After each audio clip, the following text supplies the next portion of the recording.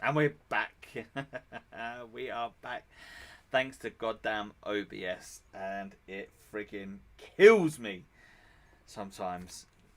So do apologise on that. We were all set to go at the beginning, and then all of a sudden OBS decides it wants to throw a spanner in the works.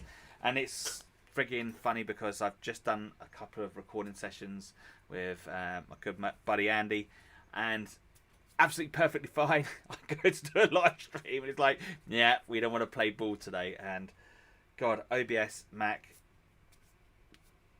does not work. At some point, really got to get a laptop on PC just to deal with the troubles and the grief that it causes me. Oh, anyway, John, welcome to the live Yeah. stream. It's been a while since we've done a live stream together, so welcome Well, to the party. Sorry I didn't get on yeah. last night to do a live stream, but we're recording a battle report for Ninth. Yay! Exciting. Ninth edition battle reports It coming was back. awesome. It was really, really good. So I was really, really happy on that. Um, it was, That's well good. yeah, the fact that we're back now with battle reports, it's good. And of course, like the thing is with that, it was about we had to put a lot of things into place to make sure both of us were safe. Obviously, with the Corona stuff. I'm not saying that we would have been not safe with the Corona stuff, but it put a lot of restriction on spit my words out. Put a lot of restrictions on us on what we can and can't do, which was interesting, but it's cool.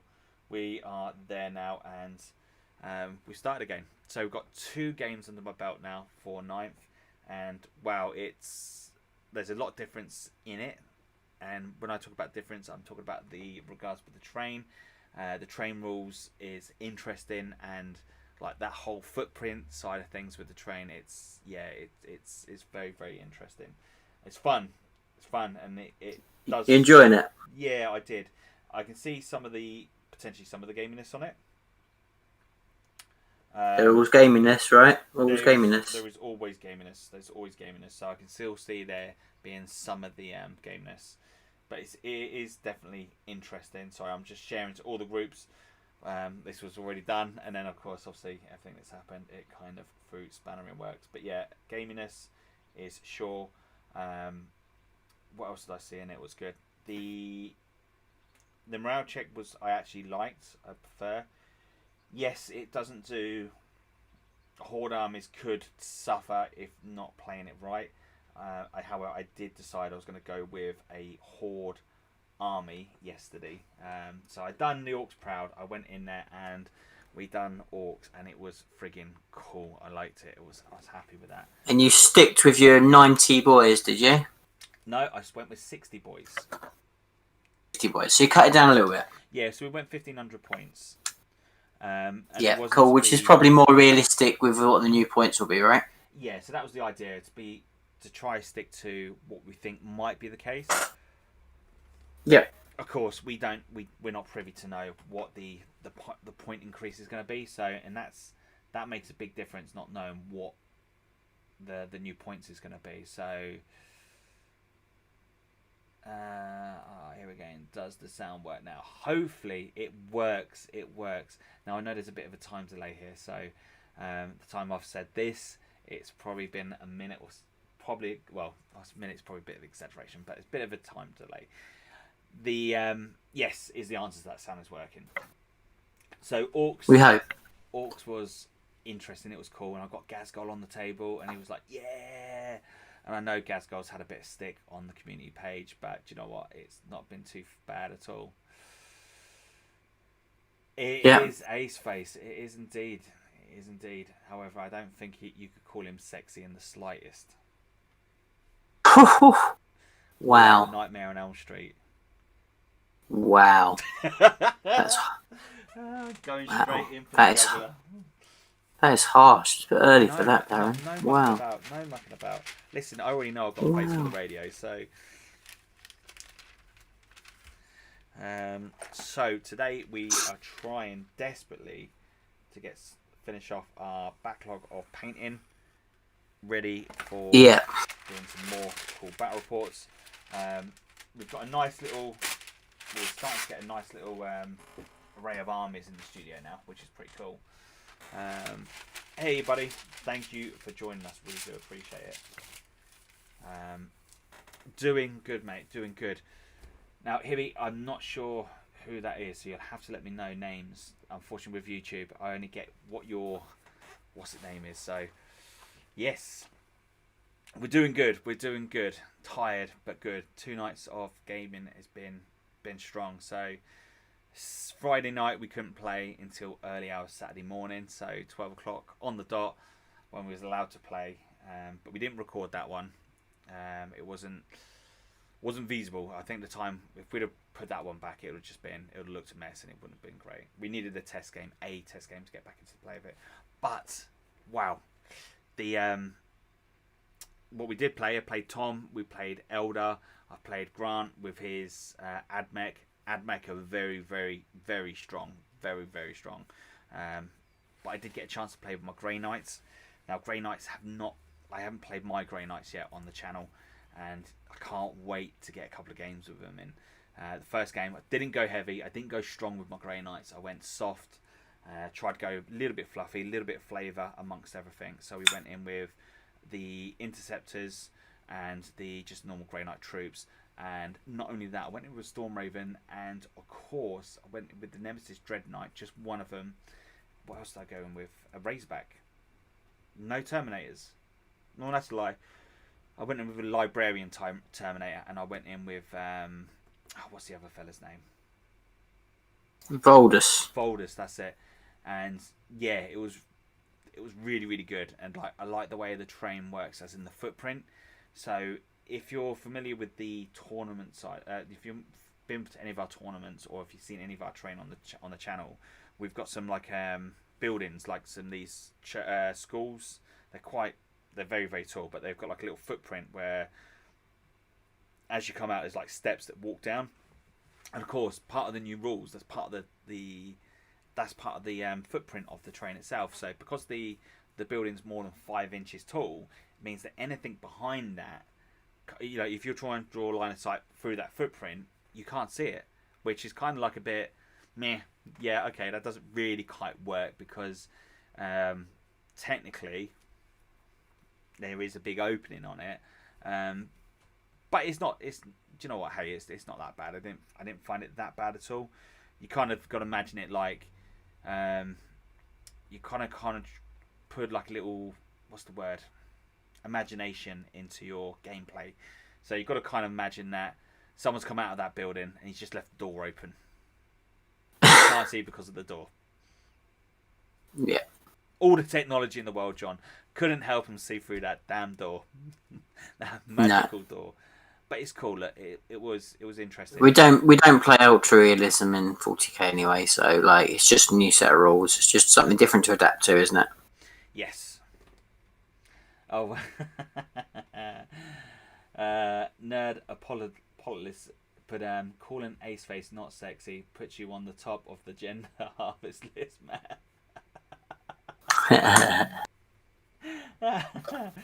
Oh. But if you didn't get the comment, I had to say I had a face for the radio, so that says a lot.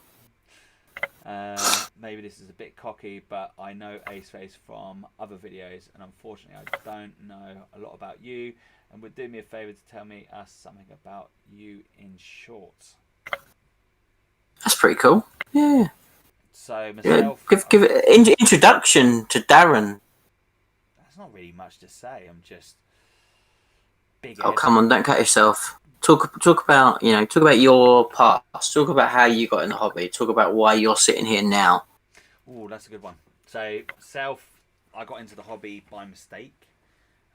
This is not something that I walked past the shop and saw and got, oh yeah, that looks really cool.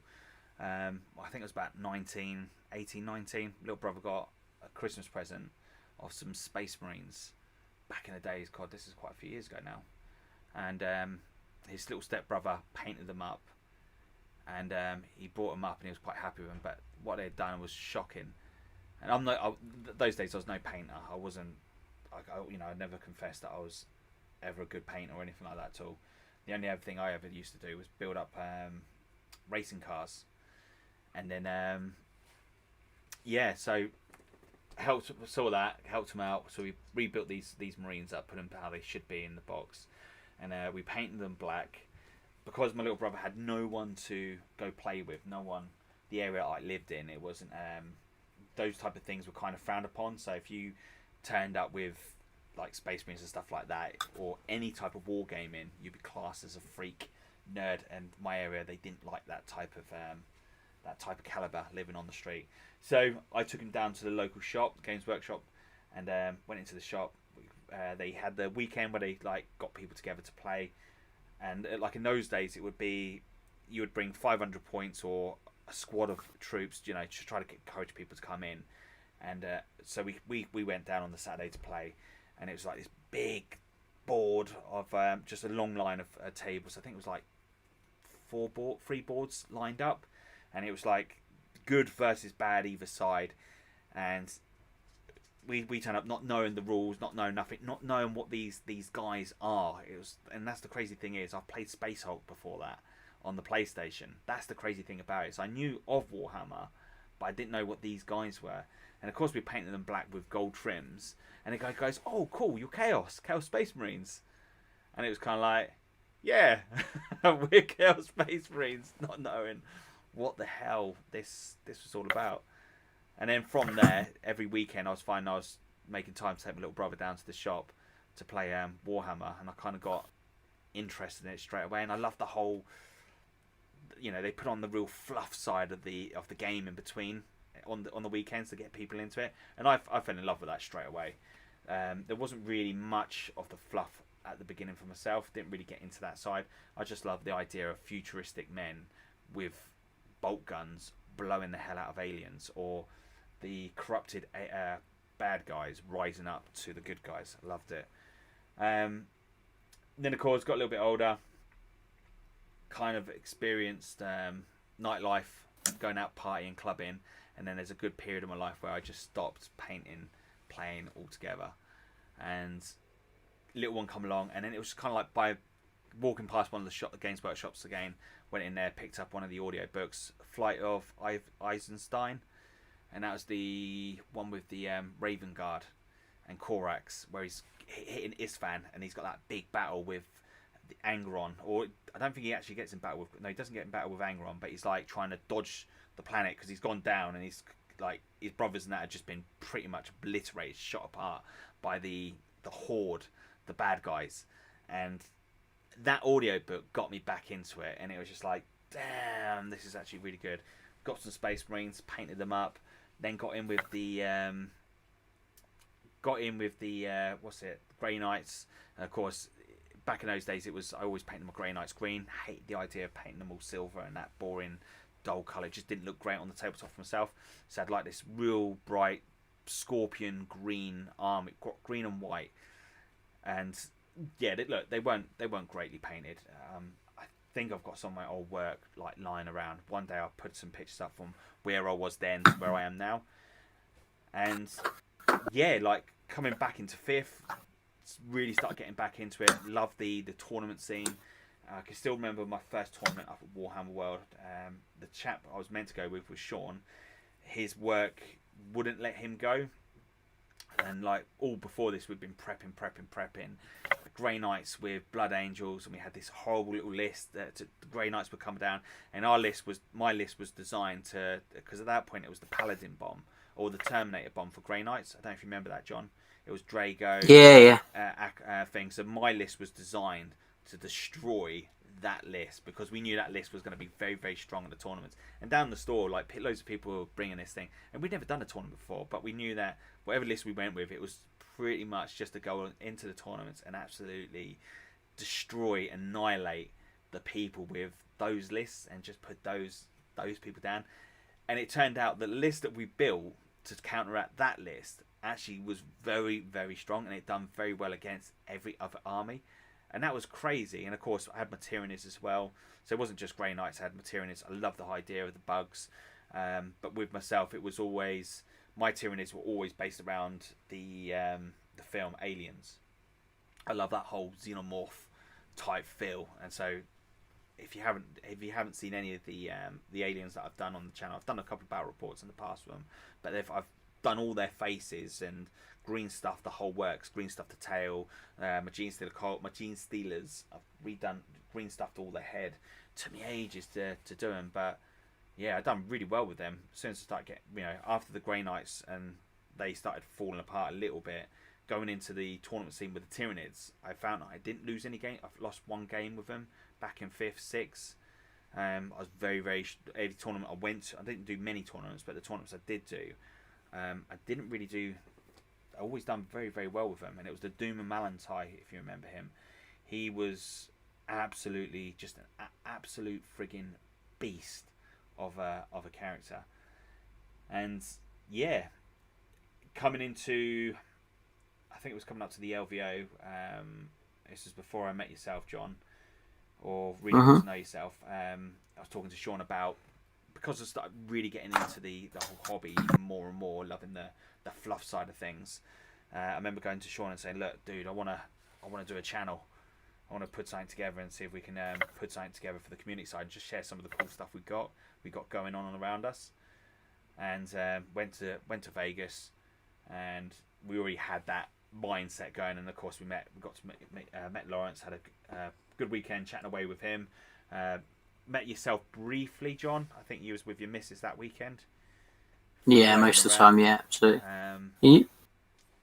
But yeah, and it was like, really at that point, it was more because 7th was strong at that point, and I hated the way 7th was going.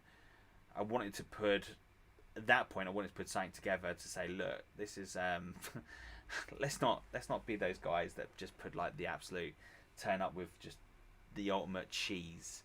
Let's just think about this. And it never really, didn't really put it into action, I suppose, until we really started coming into 8th, is when we started back into 7th. 8th is when the channel actually started growing, and that's, of course, at that point we'd met yourself, John. We all teamed up, and yeah, and this is where I am today, really now knuckling down on my painting, getting really improving the painting skills as best I can. Before it used to be speed, now I'm trying to go for quality opposed to speed. Don't get me wrong, it's handy to do, have that speed element in painting, especially if you're trying to get loads of models up together for the channel. But can't draw away. See, when I paint, I've got this thing that I have now. It's my mindset is, right, I want to paint really fast, and I want to get smash this army out in like a day or two. That's my mindset. Reality is this: I come to it, I paint that model up really fast, and then I look at it and I just think, God, that's dog. I don't like that at all. And then I find I'm working even harder to put it to the standard that I want it to. So, good prime example. I don't know if you can see that. This is one of the Grey Knights we're doing. This is a Grey Knight that I'd converted back in the days when I had 5th, 6th, and I didn't really, as I said at that point, I didn't like the whole colour scheme of Grey Knights. Now, this wasn't my original colour scheme. The Grey Knights, when I was originally going to do it, was going to be the Warhounds, based off the World Eaters. World Eaters, before they become World Eaters, they were the Warhounds, and I wanted to do that whole pre-heresy, like as in like you had a bunch of World Eaters broke off just before the Butcher's Nails got implanted into the head. They kind of like scattered off into the mist. So I just wanted to do a whole fraction of these guys like surviving out in the wilderness, and then just coming across different fractions and just stealing different bits. In another way, in a nutshell, it was kind of me wanting to do an army where I could just customize it to be whatever I wanted it to be and play whatever fraction I wanted to play at the time, without having to buy bucket loads of stuff.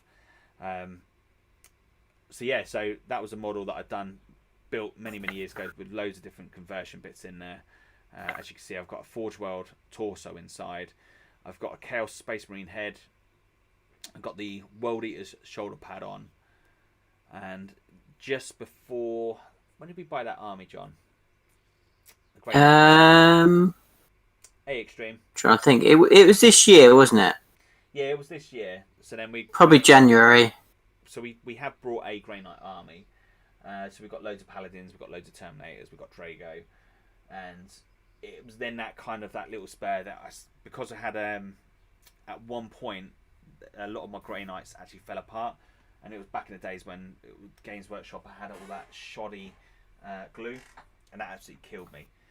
So I got all the replacement parts for it, but never actually rebuilt my Grey Knight army, and it kind of sat in the box in my little hobby place of shame for a while, and it kind of gave me that little spur to then build up the rest of my Grey Knights, get them all together, so I can start painting them up, and then.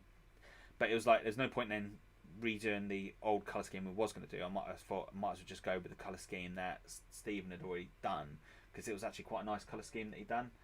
The only tricky part of it is just trying to replicate exactly what he's done to the new stuff. Even though I've got the colours, I know the colours he's used, but it's cool. It is a cool colour scheme. I like it. I got a chance to have a little play around, and then with that, I don't know if you can see the power sword that. So I've done the guide on how to do power swords on the YouTube channel, but what I've done with that one was all with the airbrush, but I didn't actually mask off, so you can see like all the different transitions in between. But this one, because of I think I've got like 40 power weapons I had to do, masking them all off is going to take absolutely forever to do that. So with that one, it was solely a case of, as airbrushing, it was making sure that when I was doing it, tilting the model to one side, so then when spraying down, I'm only capturing this part of the model with the white, and then as I'm going in with the colours, again same thing, making sure I'm going at an angle, and then just doing it that way, and it really got a nice effect going through the actual weapon itself. And I was so chuffed with the way that came out. But it's cool. Yeah, they look cool. Yeah, it looks really cool, mate. It looks really, really cool. But we still got loads to do. So again, hopefully everyone that is in the party so far has signed up for the painting competition. Not the painting competition, but the 7,000 giveaway. Of course, we've hit one of the milestones. And as a thank you, we've got, of course, Fabius Bar that I've been painting over the last week or so as a giveaway. So he's there. I've got his little buddy as well to give away with that as well. Of course, can I enter? I want him. You want him? Can I enter? As of course, Fabius is a clone, right? So because of the clone, we have got a second one being painted up for the channel. However, I'm actually preferring the original one, the first one I've done, to the second one I'm painting up. It's a shame. But... Well, that's cool, isn't it? But that's cool, because that means somebody else gets the better one, which is what we want, really. To say thank you. Yeah, he's like, I love the way the new one's done. The first one I've done, I love the way he's painted up. He's just come across really nice. So we have got the second Fabius. As I said, like, that was always going to be the mindset that one lucky person is going to get this fella. But I want to make sure we have one for the channel as well, because that's the really important part. Because I'd love, going into 9th, I want to do an army with Fabius in it, and I want him to have some Emperor's Children that he's got. And of course, he is just coming on nicely. The only thing is, a couple of things I've got to fix up is making sure we get the gum nicely on the bottom. It's not quite as sharp as the other one, but I can get there. I can get that to where it needs. It needs to kind of be a little bit darker in the vial, on top and bottom. The face, I'm quite happy the way the face has come out. The purple again, it's come out quite nicely. There will be. I am recording this one as I'm painting him up. I am recording this one so I can show exactly what I've done, how I've done this one. To go through. And of course, so the big things with this one to the other one. Even though I prefer the other one, the differences between it is where you've got the vial, it's a little bit further up to there, and I think that will be a little bit better having it a little bit higher up again there. So I just need to darken that down just a tad, not too much, and then go through there. Now the eyes was the killer on this one. I've just got the eyes to where I want it, so he's kind of like looking like to the side, which is kind of fitting really, because obviously his staff's there. Now, if I told you it wasn't meant to look like that, I want him looking straight. But I took it. It took me 5 or 6 attempts to paint those damn eyes. I kid you not. I had to keep going back in, taking it out, redoing the flesh color, going back in with the white, and then mucking around. it killed me. Absolutely freaking killed me. I was losing the plot to live, because when you paint eyes, you've got such little detail there already.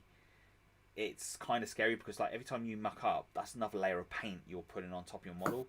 And of course, every time you put that extra layer of paint on, that's less of the detail you're seeing. So that bit of the eye, you're losing all that.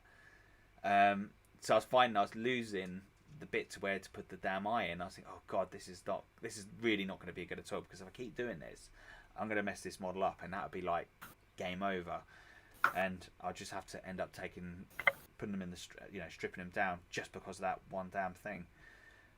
And you know what? I think even if I put him back into the, like, if I stripped him back down, I don't think I'd get the same detail, because I always find that when you it's really hard to get it, isn't it? Yeah, it's really hard to get them out. I like things like eyes and stuff like that. It's always quite tricky.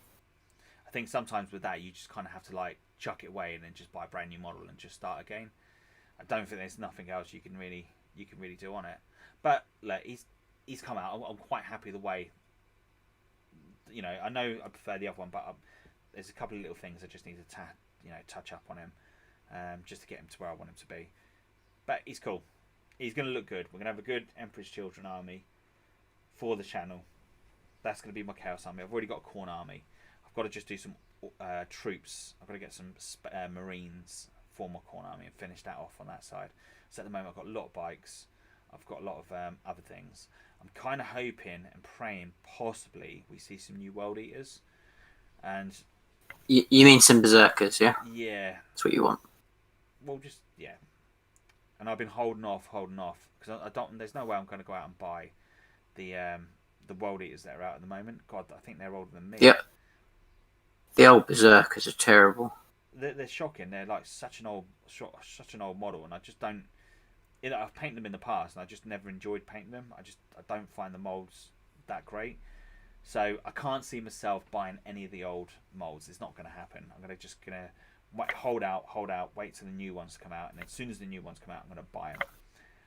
There's no point converting any up, because there's been some nice conversions out there, but I don't like mixing the Age of Sigma stuff with the 40k stuff. Some bits you can get away with, but on the troops I just don't like it.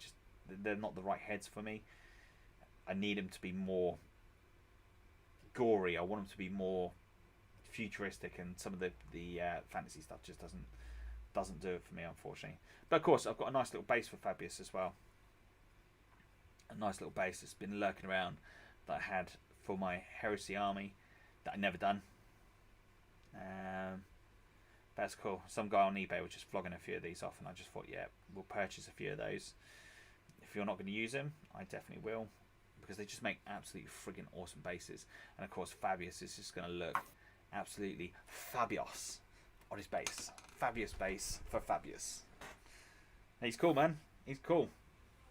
We'll get there slowly with him, that's for sure. So what are you working on today, John? So we're on Project Emperor's Hands, and it's a big one.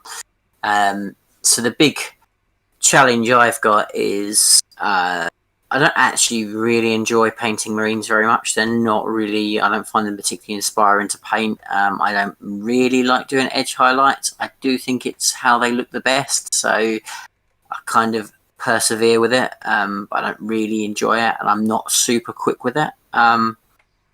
So I kind of, they end up always getting to the bottom of my priority list. But I have 35 plus infantry Primaris Empress hands that are waiting to be painted. And what I need to do really is I need to clear that backlog, because the minute that we get the new models, now obviously we're not privy to those new models at the moment, but it won't be too long before we grab those. I want to be able to literally build them, paint them, smash them out, and get them on the table so you boys can see them, you boys and girls. So I've literally had these models just sitting there, and they're primed and they're kind of roughly based. So they're getting there. But I just now need to get these guys painted.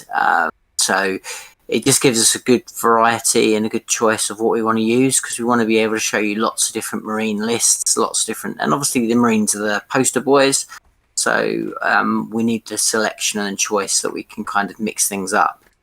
So I've got a unit of I'm dropping everything on the floor as I speak to you guys. So I've got a unit of Reavers that I'm just finishing off at the moment. Those ones, we partly started those. I've finished 5 of them, but I've got another 5 to finish to give us a unit of 10 Reavers. So kind of starting off with those guys. And then after that, we'll move on to some intercessors. I think I've got some other bits and pieces, some incursors and all sorts.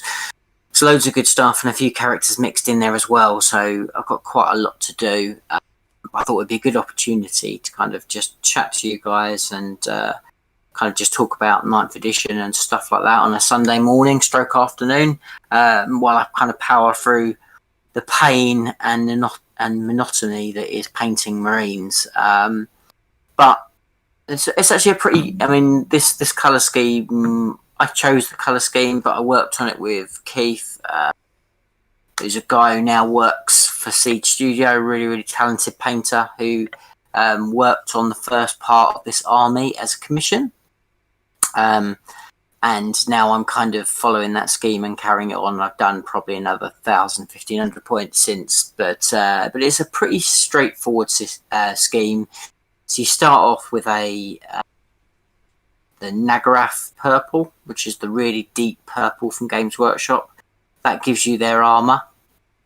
After that's in place, then go into the recesses with kind of a 50-50 mix of Null Oil and the Drew, I can't remember what it's called, Druki Violet or something like that. Sounds about right. That goes. I think it's Druki Violet, isn't it? Druki Violet? Yeah, Druki Violet. I think that's right. So you go into that with all the recesses, which gives you a little bit of definition, and then it's a case of then just highlighting it up. You start off with the Xerxes purple, and then it then goes to a Gene Stealer purple, and then add a little bit of white there to give the kind of extreme highlights. And then the guns are really cool. So we've got these kind of like turquoise blue bolter shell guns, which adds a little bit of bit of detail to the army and makes them a little bit different. So that's done with a Sotek green. And then up to a Temple Guard blue, and then finished off with a Baharaf blue as the edge highlight. And then they all have silver hands, funny enough, because they're the Empress hands. So that's their kind of detail. So one of their hands is always silver, and they have like a bit of silver detailing. And then they're kind of a way to decipher who the kind of the bosses are and the characters. They have more white on them, so the sort of the sergeants and the captains tend to have like white helmets, or like white detail on their armor and white stripes and stuff like that. So that's kind of the color scheme. It's fairly simple. It's fairly crisp and clean. It works really nice. It looks great on the battlefield, but it's just a bit of a slog getting them all done. So that's the kind of the plan for today. I also have 2 Repulsor Executioners that I need to do as well. They're based, so I just need to do really that highlighting, which is that I find quite daunting, because Keith's edge highlighting is super crisp and super sharp, and mine's okay. But when you're doing it on a vehicle, and particularly marine vehicles, the edge highlighting really kind of stands out if you don't nail it. So that's a bit daunting, but I've got that to do. But the plan is to get that all done over the next couple of weeks. Once I get all that done, then it means that when we get the new copy of 9th edition, I can grab those Marines. And the plan is I'm going to have a couple of boxes of those. I'm not going to have the Necron stuff, but I'm going to have a couple of boxes of the Marine stuff, and we'll get those painted nice and quick, so you can see them in all their glory in the Emperor's hands, running amok on the battlefield, which is going to be really, really cool, right, Darren? It will be. It will be cool. Looking Yeah. forward So to it. that's yeah. I mean, so that's the plan for today, really. To be honest, so this stream was a really good opportunity for us to kind of try and get through a little bit of a backlog of painting. So that's what I'm doing. And if I can get through a few of these this morning, then happy days while we kind of chat to you guys and talk to you about what's going on. But yeah, that's it really, Darren. Yes. For me. Myself, it's going to be just finishing off the Grey Knights. Now, so we have got quite a few of the Grey Knights there already, but it'd be nice to put some more of those on the tabletop. I need to get through this little backlog, and then once that backlog's gone, I can then finish off doing some of my Orc stuff. I've got some really cool Orky bits there to get through as well. What's everyone else been working on? Drop some comments down. Let's share the love. Tell us what you've been up to. Or better still, have you had the opportunity to play any of the ninth, or just had because obviously the rules have been out for free, and whether you've had a chance to have a little go and seeing how they play out. Yeah, I mean, I'm really excited to play my first game. It looks really, really cool.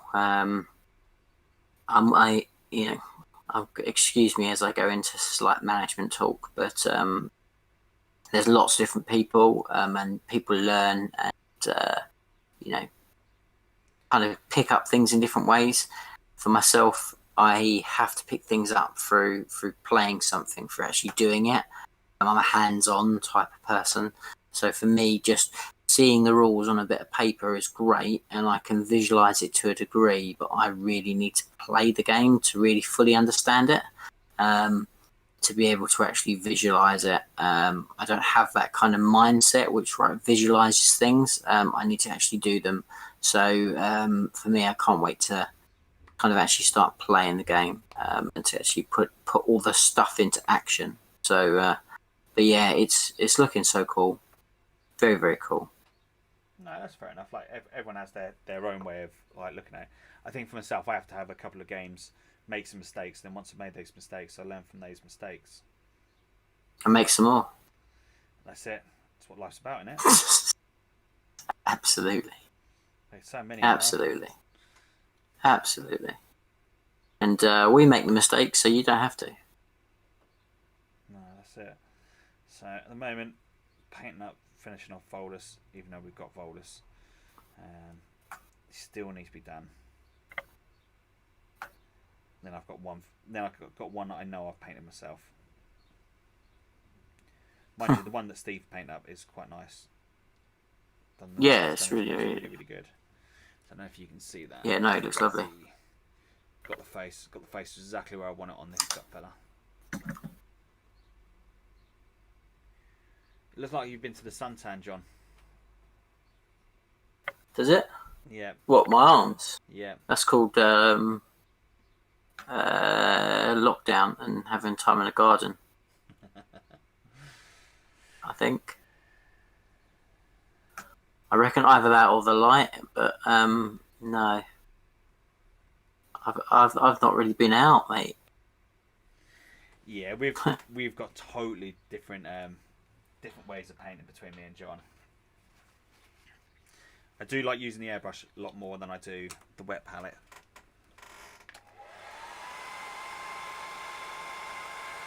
Yeah. I mean, that's it. I mean, that's one of the nicest things is everyone has different styles in how they paint.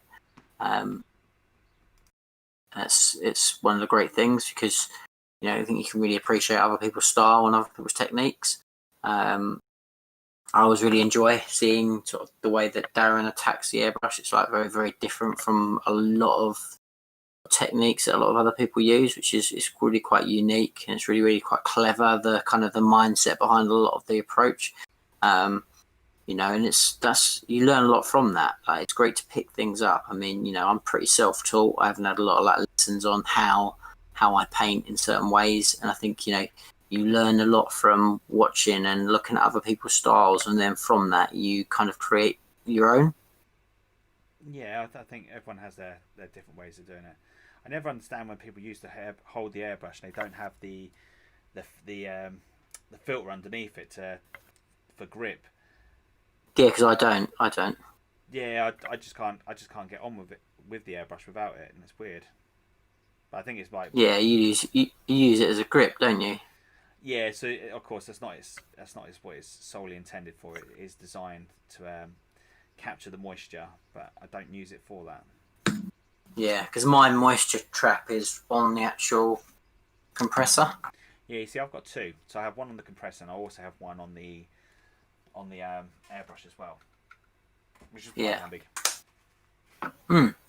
Oh yeah, I mean it's quite a visual as well. Like I quite often forget to kind of give it a little bit of a spray and get rid of that trapped moisture. Quite often it takes a while before I remember. I just need to kind of clear it out. So it's quite good that it's visual and it's quite close to you. Yes. I mean, very little goes through. Let's be honest. I mean, like I've sometimes left it for months, and there's only a tiniest little bit of moisture in there. There's not a lot that goes through, but as long as you keep your processes quite clean and but it's surprising. You do still get a bit. No, you see, my tank's got loads of moisture in it. I know. Really? Yeah, I don't know if you remember seeing that picture I posted a couple of weeks ago. I put it onto which group did I put? I can't remember what group I put it on Facebook. It was I filled up 2 yogurt pots worth of water at the tank. Wow. Yeah. Wow. Like Jesus. Mate, that is impressive. That is impressive. Much. No, it shouldn't be that much. Just goes to show how much I am. Well, yeah. Either that, or you need a new compressor. To be fair, it's look, I don't know how long air compressors last for, but I think I've had that for a good 5-6 years now. Actually, do you know what? I think I've had it about 11 years. Yeah, I don't know. Like, I mean, Touchwood, mine's kind of it's the second one because the first one I bought a one without a tank. Top tip for everyone: don't do that. It's really annoying. Yeah. I mean, it's fine. Like, it's obviously you save yourself a couple of quid, but not a lot.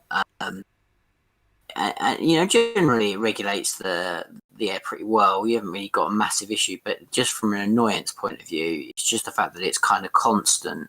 That constant rumble just gets on your nerves. It's just unnecessary.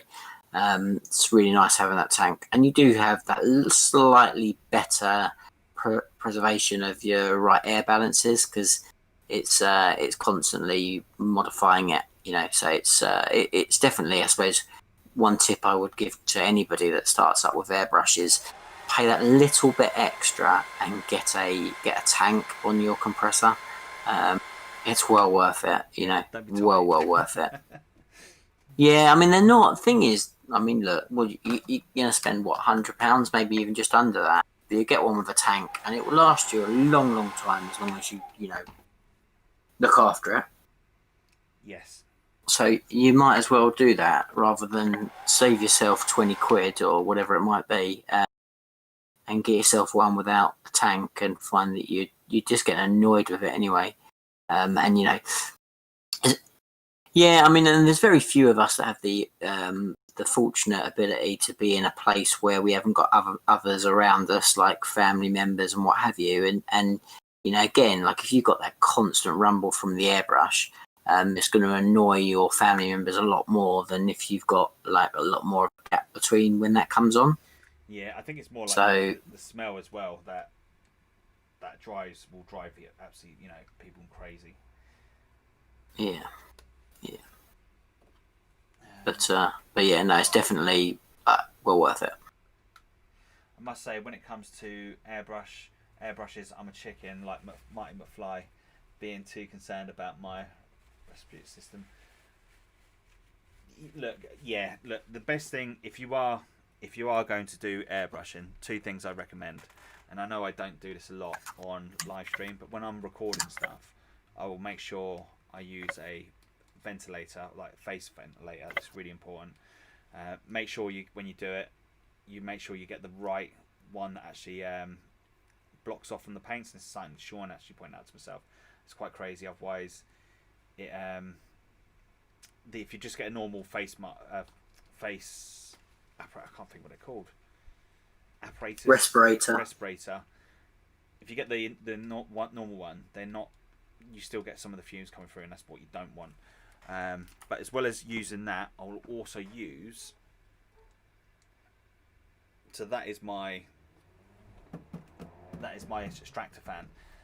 So it's great for live stream. So even for when I'm doing the live stream and painting from that, it does take out all of the. Well, I say all of it. I don't know 100% if it takes all of it out, but it takes the majority of the paint out, and it just pushes it out through the window. As you see now, I've got the pipe going straight out the window, and it just saves a lot of the space. Because if you're spraying indoors and you don't have one of those, your paint goes everywhere. And it's really last year, or no, a couple of years ago, I had it, and I was painting up in the loft room, and it was only when I went to go use the computer or clean the computer down, I'd realised I had like loads and loads of paint on my old Mac all around there, and it's kind of like, oh, where's that all come from? And of course I know where it's come from. It's where the airbrush, where I've been airbrushing, it's just gone everywhere. Even though I'm next to a ventilated room, you know, the window's wide open, it's not good. So if it's gone all over the computer, it's definitely gone over. It's definitely in my lungs, that's for sure. Yeah, and what I would say is obviously, you know, absolutely be really, really careful and do as much as you can to safeguard yourself 100%. But what I would also say is it very much depends on what paint you're using. So if you're using water-based paints, so you're using like the Games Workshop paints and the Vallejo paints and things like that, on the whole, they're pretty harmless. So you could drink them without being particularly ill. Don't do that. Don't try that. Please don't try that. But yeah, please don't try that. Please don't try that. But they're pretty harmless paints. So as much as you don't want to build up of painting pigments in your lungs, without a doubt, there's actually not a lot of nasty stuff in that paint. The when you really need to be careful is when you're working with any other type of paint.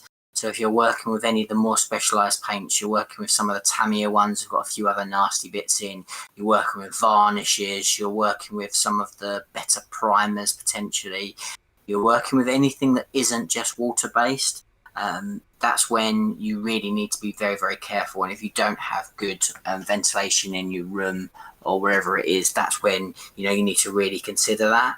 I think it's good to be careful all the time because nobody wants to be inhaling a load of paint. But that paint on the whole, you know, within reason, is not going to kill you if you get a little bit of that in, a little bit of it. So yes, it's really good to be concerned. And you know, in the way we are at the moment, you know, absolutely every opportunity to be more safer and to preserve your health is a great thing. But I wouldn't let it be a a deal breaker when it comes to airbrushing, because airbrushing is a great thing to get involved in. You know, starting off with your standard Games Workshop product, you know, and a well ventilated room with your window open. The reality is, you know, if you're not doing, you know, 24-hour sessions every day of the week, you're very, very unlikely to do yourself any harm whatsoever. So, you know, take everything with, you know, be careful, you know, do the right, and all the stuff that Darren's saying is absolutely spot on, 100% worth doing, safeguard yourself, but don't get too hit up by it, boys and girls, because, you know, the majority of products we're using are pretty good. And you know, the reality is Games Workshop have put their products out for kids of about sort of 10 to 12. You know, they're designed as a product that is non-toxic. So you know, don't worry too much. All right, if you get a little bit of a breath of airbrush, you're not going to drop dead tomorrow. So take it in perspective, right? That's it. So we've got Hi Marshall. I lock my kids in the shed with an airbrush when I airbrush. Now, do you lock the kids in the shed with you, or you airbrush in the house and lock the kids in the shed? See, when I airbrush, I get locked in the shed. That's funny. I like that. Yeah. Be cool.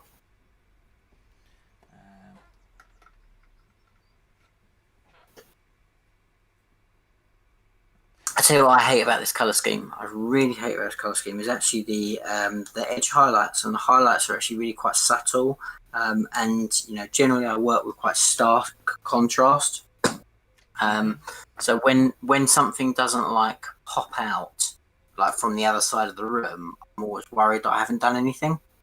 Do you know what I mean? Yeah, I Like something can look, something can look good, really good, and doesn't need to be like overwhelmingly bright or like vivid. But for me, where my eye works, is I want something to really pop out. And it's not actually the way this color scheme works. Like from a distance, you don't necessarily see the vivid edge highlights. They don't pop like super strong, which is fine because they're not designed to. That's not the color scheme. But my mindset's like, oh no, I've not done anything. Yeah, I get what you're saying. Kills me. Come on, don't mess up. You don't want white in there. Even if it's a little bit, it'll kill that. Get out.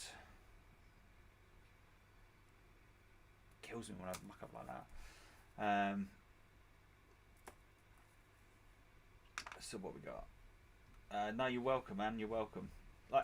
Listen, if you've got any questions now, you're more than welcome to ask at any point. I believe you're one of our patrons as well, so that's what that platform's there. Ask some questions on the painting side. I'm more than happy to help out. Wherever I can. Even if you're not a patron, drop some questions down. I'm more than happy to help out a fellow painter. We're all about the hobby. So he'll just tell you the wrong information if you're not a patron. It'll still help you. Yeah. I'm not evil like that. Joking. Not the way I work. I wish more YouTubers would give more such info about safety and not only about it. Yes. God, I've watched loads of YouTube videos and I don't think safety comes their first thing in mind.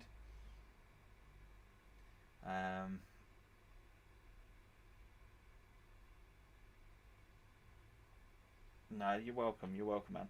I did watch a battle report on Friday and it kind of made me chuckle, like especially with everything going down, like the precautions that wasn't put in place for the COVID stuff, and I was just like, wow, what are you doing, man? No, there's going to be some repercussions on the back of that. Yeah. Scary world. I'll be glad when it goes back to normal, John. Can't wait. I know the guys from the club, they're, a lot of the people at the club are just desperate to get back into the gaming side. And I can't wait neither, just get back down and just have a few games. And, especially with Ninth just being here, I know loads of people just be eager to get that on the go. Yeah, definitely. So when's the branded Twisted Dice masks out? Oh, I hadn't even thought about that. Don't think we have. Think about it last night. That'd be quite funny. Quite cool, right? Yeah, that would be quite cool. I did look on where we get the t-shirts from. On I did, just out of curiosity, I did look on that. But the price to have something like that done was just stupid. And I just thought, no, that's just crazy. Like, there's no way I could see people like doing that. Yeah, shelling out like 30 quid for a Twisted Dice mask. It's just crazy. Like, we've just got so many other things that we need. It's just like that. It's just like that's like the last thing we'd even think about, considering that hopefully this only lasts for a couple more months and then we're back to normal. That's the hope side anyway.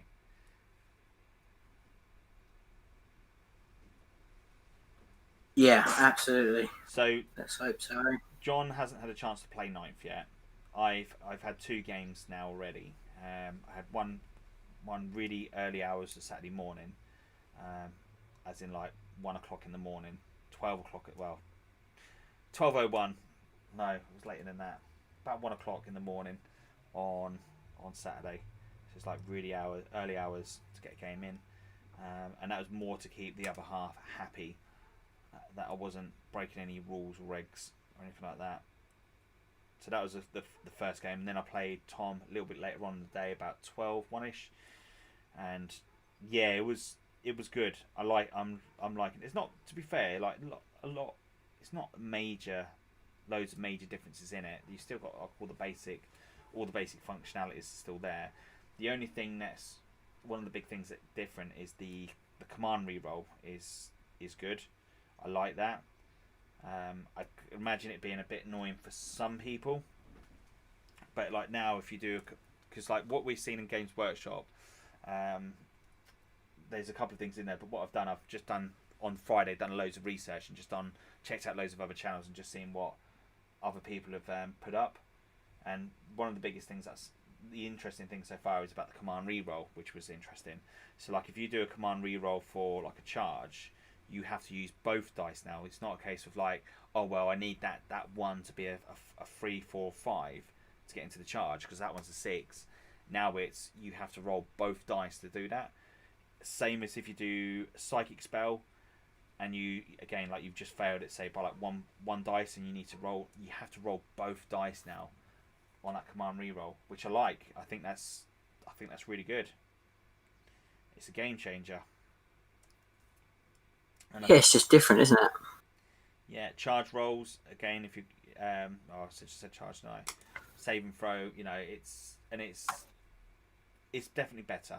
I like the way they've gone with that. It's very good. I was well happy on that side. The terrain rules. So far we've only just played the ruin rules so far.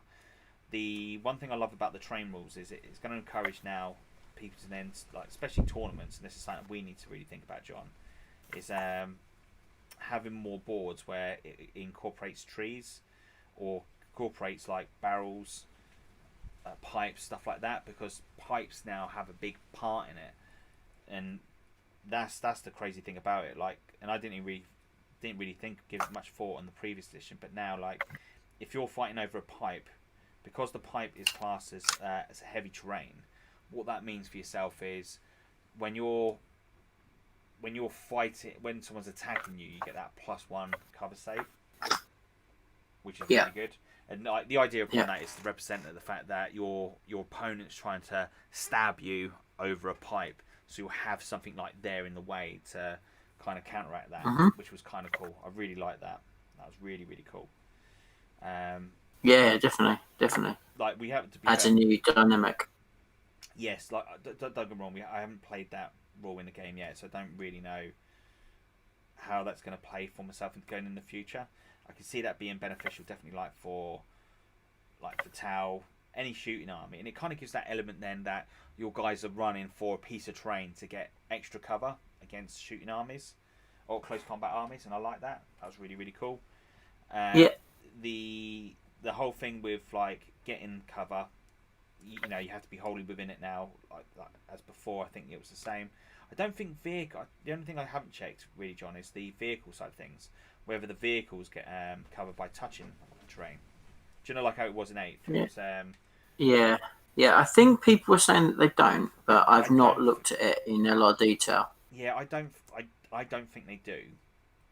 But it was just something that me and Tom were talking about the other day, and it's just like we just didn't have enough information there to talk about it. Hopefully, when we get up to that magical number, we can try and get the books early. God, it would have been nice to have the books now, right?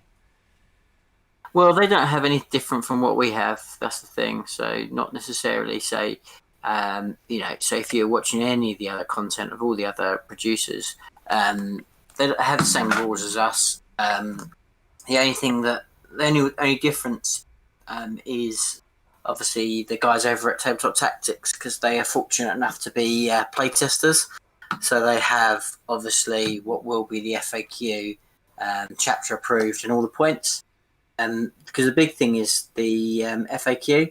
So it sounds silly, but there will be an FAQ straight off the bat, which will hopefully answer a few of the questions that the rulebook's not really super clear on. Because like anything, there's always things that get missed or what have you. So that will be out day one. And obviously these guys have visibility if they're the playtesters. But the previewers, which is obviously what we want to aspire to be, all they have at the moment is the book, which is what is free for everyone else. That does include a bit more of the mission parts, but not a huge amount more. And obviously some beautiful, beautiful models, because those models are gorgeous. But other than that, we're all very much in the same boat. Somebody decided that they wanted to leak that information quickly, so Games Workshop has made sure that everybody has that same information officially. Which is cool for us, because it means we can get on straight away with battle reports. But yeah, so everyone's pretty much in the same boat at the moment, with the exception of the playtesters. So it's a great place and a great time to watch Twisted Dice battle reports, because we've got all the cool stuff that everyone else has got. Definitely. But yeah, the mission wise, the mission we played the other day. I don't know if I can set the camera up so you can see the actual, if the tabletop's still set. Let me have a look. Let me see what I can muster up here. Let's go to other cam. That's a sneak peek of what the table was like. Sneaky beaky. It's all in the dark there, but the camera is there, still set up. That's how the train was. But what you've got is, in the centre there, between the two buildings in the middle, is the centre objective. So either side of that, you've got like the defenders set up there, and then the attacking force set up 12 inches away from the opposing side, which was kind of crazy in a way, because 12 inches is not a lot at all. Really is not a lot at all. And it was kind of cool on that side, like, because then it meant that the orcs were definitely getting in turn one. Like there's no stopping it in a way in some models. But it just meant that your opponent, because you've no longer got seize the initiative. Defenders, the attackers are going to go first, but it means that then the defender can set up in the perfect location to try and negate that. And it was cool. It really was. It was a really, really cool game. I enjoyed it. It was fun. I enjoyed it. Yeah, it's cool. That's what it's all about, isn't it? And that's what it's all about. Yeah, really. I think the initial stuff as well is very much around getting everybody so they're ready to play the game. But obviously, the more hard hitting tournament side of things we'll see as things unfold. So at the moment, it's much more around just understanding the changes. Yes, and that's cool. But it was really cool. It was definitely a good game. Really, really enjoyed it. Really enjoyed it. Looking forward to my next one. Yeah. I think I can't wait. You've set up a load of games as well coming up, haven't you? Absolutely. Yeah, we've got 4 games scheduled. So that's super cool. It will soon be here. So yeah, going to have loads and loads of content for you guys. We're going to have a ton of 9th edition battle reports. But what we've also got is we've got the content that we've currently been producing at the moment, which is much more, got some narrative, got some tactics, got some painting. The great thing is that's not going to stop. We're going to carry on with that. So you're going to get both. I know, right? It means you get to look Crazy. at Ugly Mugs a little bit more. Yeah, we're trying to sell it here, Darren. Yeah. Trying to sell it. But yeah, including a video that I have just released on YouTube. So there's a YouTube video for all you Tyranid fans. But actually, a lot of the advice, without me ruining the video, could be used for a lot of armies. So it's just all around, just a little bit of advice around what to do now in the kind of preparation for 9th edition. Because obviously we've got the rules now, but still a lot of people that are kind of umming and ahhing around points and around, what they're going to use and stuff like that. So designed around that kind of thing. So yeah, later on today, check it out. Make sure you give us a like, you haven't already, please do subscribe to our YouTube channel as we race for 10k, Darren. Yes, that big final push to the big number, right?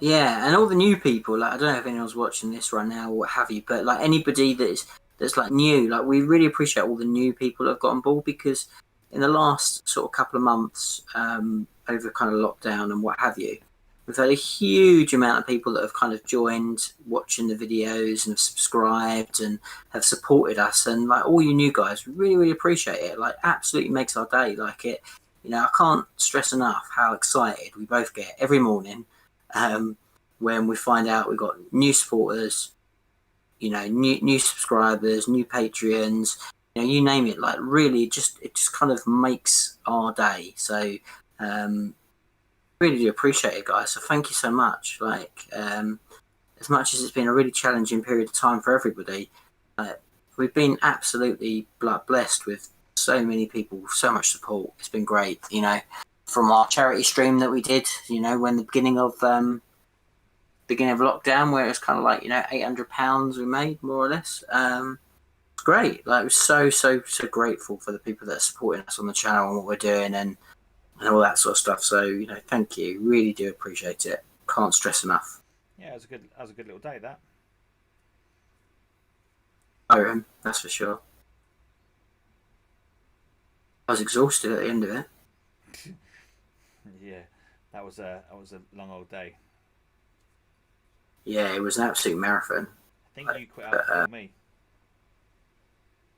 Well, I bottled it, didn't I? And I went to go and have some food while you carried on. I just completed before you in the end of the day. Yep. But yeah, I finished for you. But yeah, I mean, I've still got the models over there waiting to go. I haven't really had a chance to post them out yet, but the people that they know that, so it's fine. But like, really proud of them. Like really cool models, like really well painted. So yeah, I was really pleased to do it, and it's nice to do something and put all your effort into such a great cause. So no, it was really cool, really cool. But generally, everybody that has kind of joined us and is supporting us now, or has found the channel, or is watching the channel, like it's great. It's like really cool.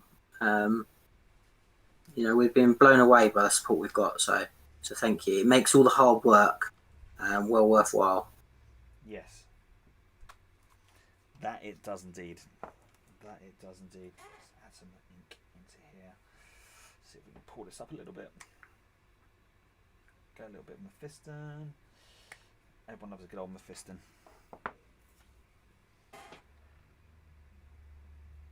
You love your red? Love red. Going red on his cape. I thought it'd be a bit sacrilegious. I can't even say it. I know what you mean. I thought it'd be wrong not to go with a little bit of red. No, I think red and the kind of like dark bluey colour is really nice. Try and make it nice and vibrant as well. Yeah. I could always tone it down if I do it and I don't like it. Of course, I'm looking down. Every time I'm looking down at paint, I just realise my big old noggin gets in the way of the camera. Not good.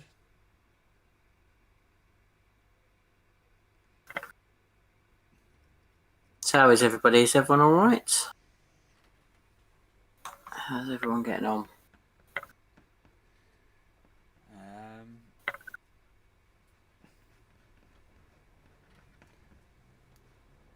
So we've got 4 people currently watching at the moment. 2 likes. Thank you very much for the likes. Really do appreciate it. And what have we got?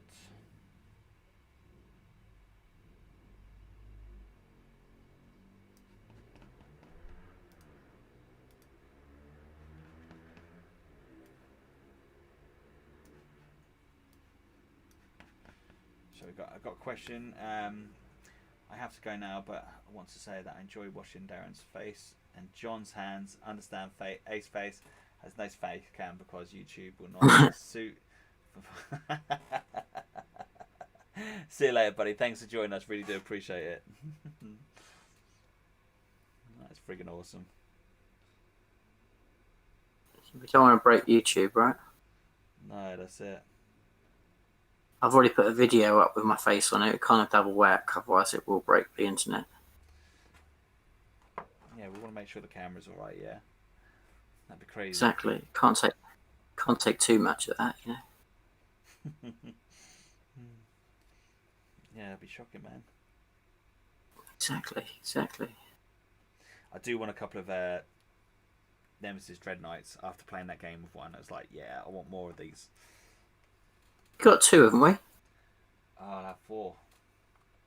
We've got 4. We will have 4. Oh, okay. We bought 2, didn't we? Did you have 2 already, or did we buy 3? No, I've got 2 already. They need a little. So we bought they need some TLC. They like big TLC. Yeah, sure. But that'd be cool if we can get that. If we can get that that TLC, that'd be awesome. Yeah, man. What I'm going to do though, one of them, when I paint it up, I'm going to paint it up for the and record it. Yeah.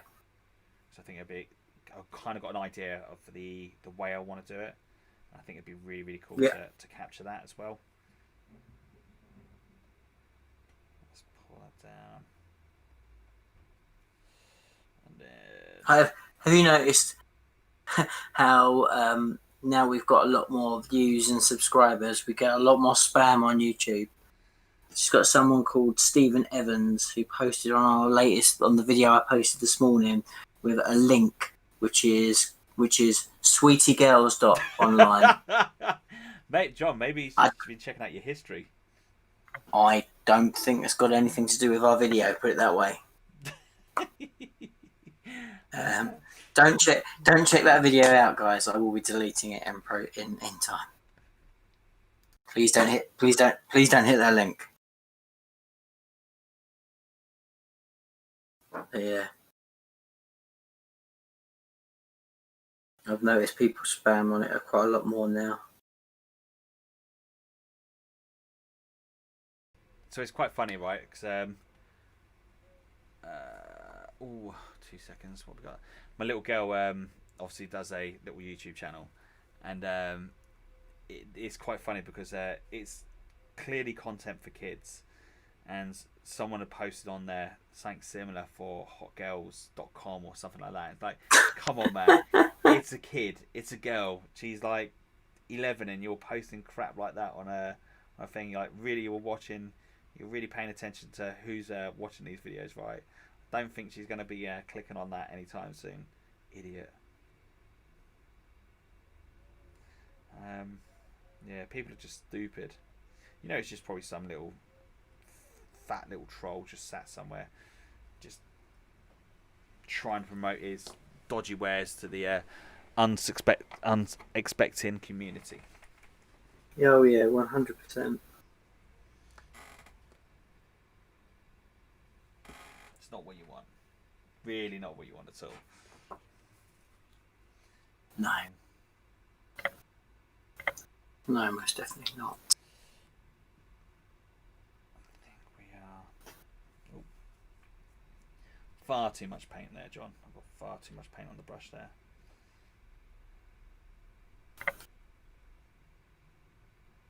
That's one thing I've really got better at, is the brush control. And knowing exactly how much to load up with the paint. Yeah, it's just practice, isn't it? All about that practice. That's what I love about the airbrush. You can just slowly tap it in there and just get it to where you want it to be. I think it's consistency is a thing that I think is what probably the biggest thing that I learned over the last few months is paint consistencies, which is a big part of getting your painting right. Knowing exactly what level of watered downness does different things, because depending on your approach and the particular part of the model you're tackling or the detail you're tackling, that can vary massively. And if you get that right, it makes things so much easier. If you get it wrong, like, you really do notice it. Yes. And it's real kind of knowing that and getting that right is a huge part of really upping your level of painting, I find. And I learned a lot of that through when I working on the bust, and doing something that's basically all like glazing, because when you're working with glazes, it is all around getting the right consistency of paint. And I kind of found from that I learned a lot more around that sort of thing, around actually getting that level of paint for each task right, and it's kind of translated quite well to use on other things. I've got some. When you come over, I've got some World War Two figurines. They're the bigger ones. They're not. They're twice the size of Warhammer models. Can't think of the size of it. I don't know. 75 mil probably. Yeah, if you want to paint up one of those. Yeah, why not, mate? It's always good. I don't know. Like, at the moment, I've got so much to paint. I'm not going to be touching anything else for a while. No, well, that's the thing. I don't think I'm going to get. I would love to do one for the as a painting guide. Like, I know no one's going to paint that model because the model itself is just like friggin' old. Yeah. Apparently, it was sat in someone's. Unfortunately, someone passed away, and he had loads and loads of models. And where we did the gaming club down the British Legion, one of the ladies was selling them off, and I brought a couple because all the money was going to the British Legion. Yeah. So I just brought it anyway, just to just put money in the support. Yeah, that's it. And I thought if I do get around to doing it, it'll be awesome. Yeah. What I might do is just do it as get it painted up, because it would be a nice model as well to put in the cabinet. Yeah, absolutely. Yeah, no, and that's why I kind of did mine really. Like, it's just really, really nice to work on something completely different. I found it really quite refreshing to work on something that's so different from anything I've done before. Like, it just freshened up my way of thinking about painting for a little bit. Yeah, which is really nice, That's what I liked painting the Inquisitor stuff. I don't know if you remember the Inquisitors. Yeah. Much bigger models, I've seen your. Yeah, so I think I've seen your stuff, your Inquisitor stuff. Like, don't get me wrong, it's like back in the days when it was like from the first started repainting the game. Yeah. But no, it's just nice. It's quite nice to do something different, like, and do something because you're painting it just because you're painting it for the painting, rather than painting it because generally we're always painting stuff like for the channel, for like personal armies, or for a competition, or whatever it is. It's quite cool to paint something just because you want to paint it. Yeah.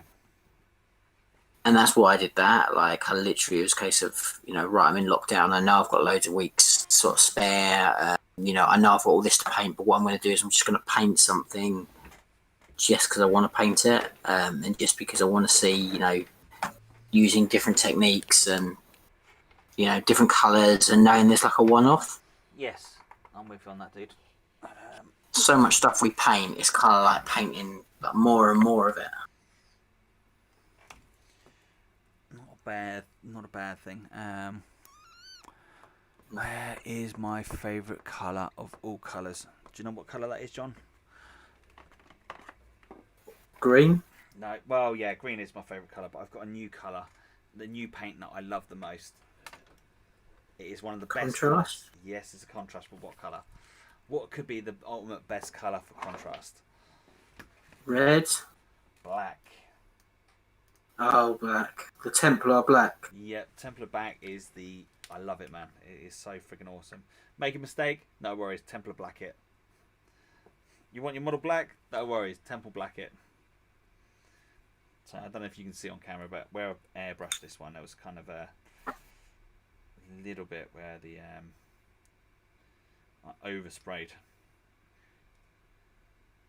And like an idiot, I kind of forgot about where my overspray was going. Happens, right? Does happen, yeah. Let's pop.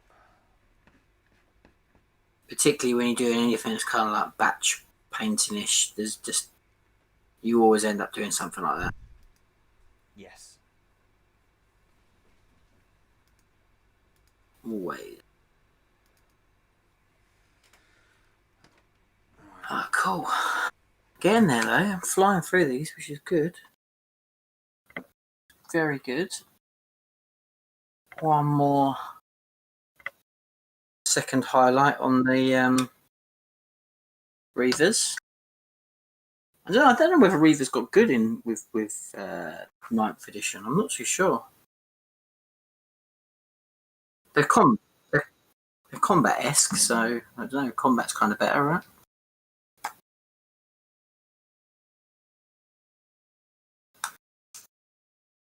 Yeah, actually. I'd like them to be, because like Reavers are super cool, right? You're not a fan?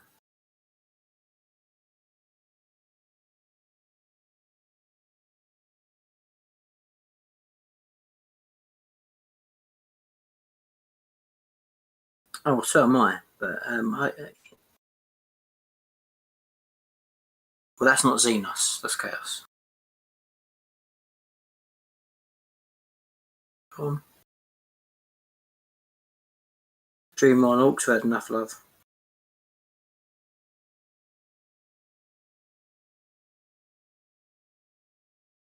Yeah.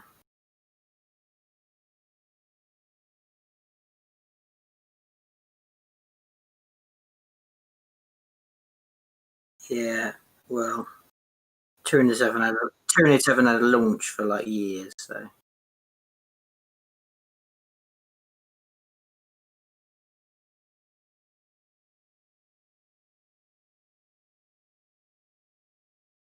Nope, no, they haven't.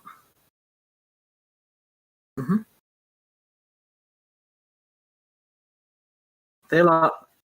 They haven't had a launch. They haven't had a model, I don't think, for almost 5 years.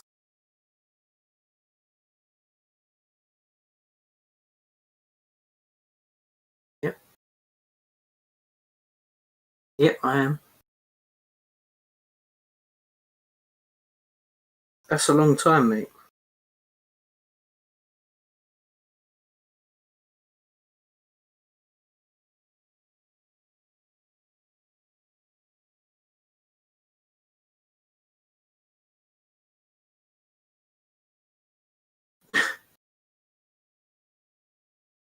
No one wants to see that, mate.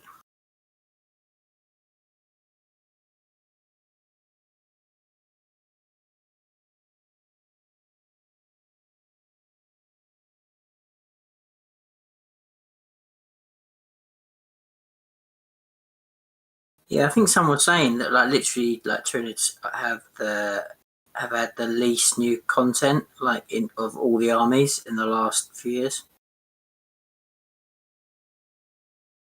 So yeah, we're due. We're due. And when that happens, boy, it's going to be sweet.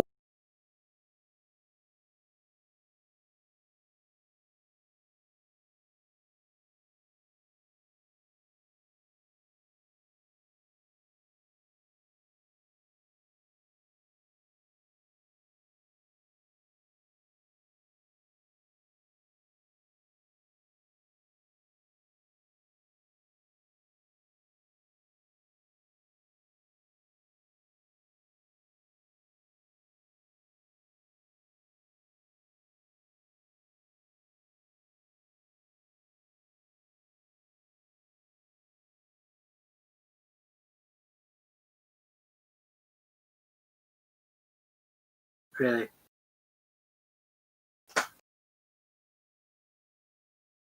Oh, nice. What, this afternoon? Nice.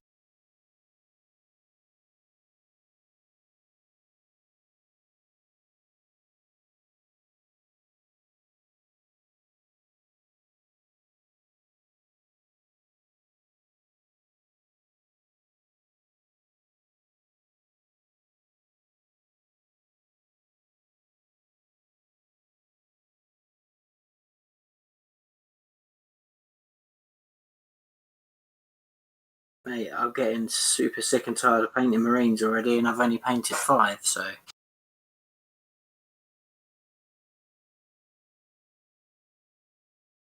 it's kind of the task that I need. I just realised I had the mic on mute. Apologies. Yeah, it's kind of got to that point now with the Grey Knights. I just can't wait to get to the end of it, so I can just put him down. Yeah. Yeah, I tell you what, it's the last time that I paint this amount of Marines. That's for sure. I'm not doing it again. I'm not doing it again, mate. I'm not gonna get up, pay someone to do it. Wait, don't people pay you to do commission stuff, and you're gonna pay someone else? I know, but I want. I'll paint stuff for other people that I want to paint. That's funny. You know. That tickles my right. That does.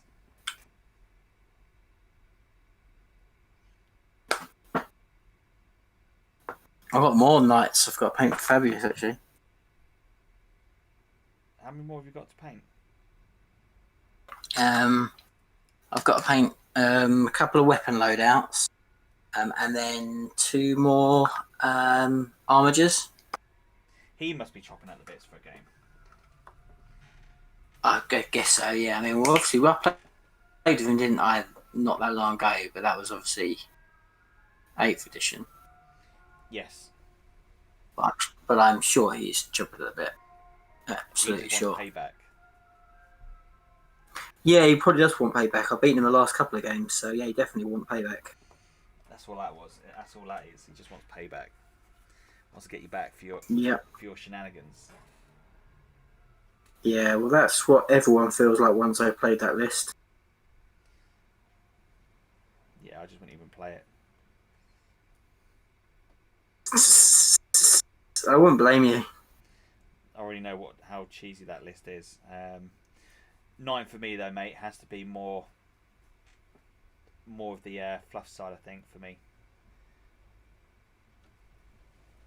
Really want to get more of the narrative stuff done, or just units you're not going to see on the battle reports normally.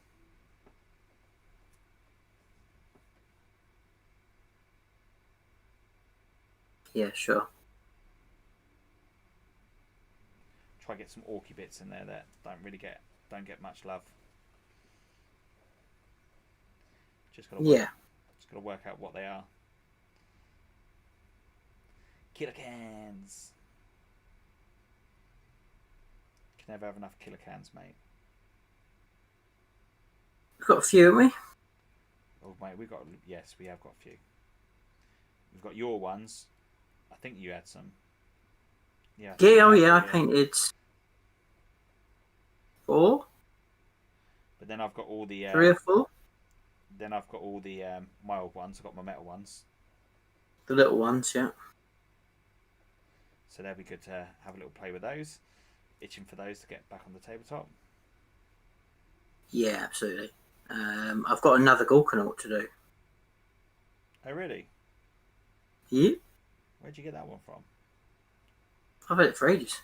But I had it with when I got the other one. Oh, okay.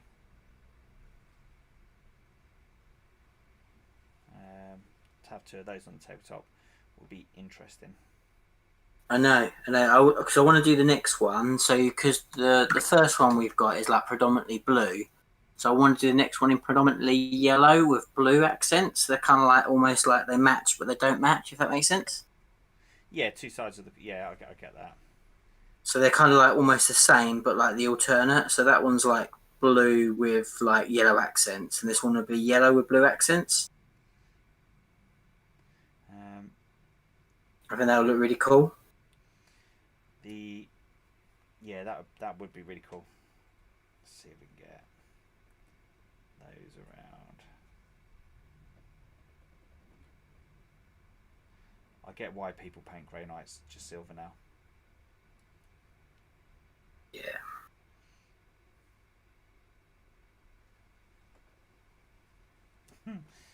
Break the monotony. My first Grey Knights were always going to be white. You know that. They're going to be white.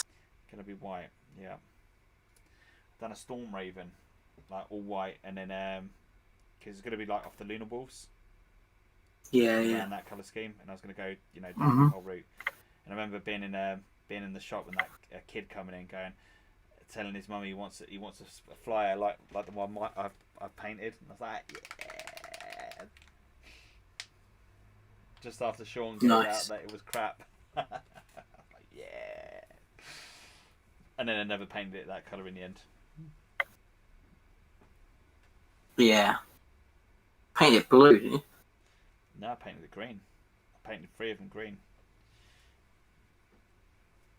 My neon. Didn't you paint Sean's ones? Which ones were they? I can't remember. The ultramarine ones. Oh, those ones. They've sold now. No, Sean. They weren't Sean's. They were mine. That was for the. I know. That was for the new. That was going to be for my new color scheme for the Grey Knights. Yeah. But then I completely fell out of Grey Knights. I couldn't bring myself to build them back up again, to paint. Yeah. Like the bitterness was real.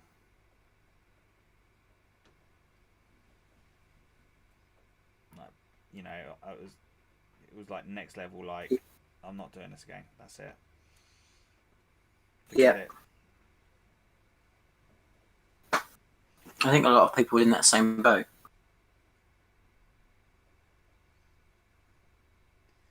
But yeah, done the Storm Raven because with those Storm Ravens, do you know, like use the 412 plane, the I've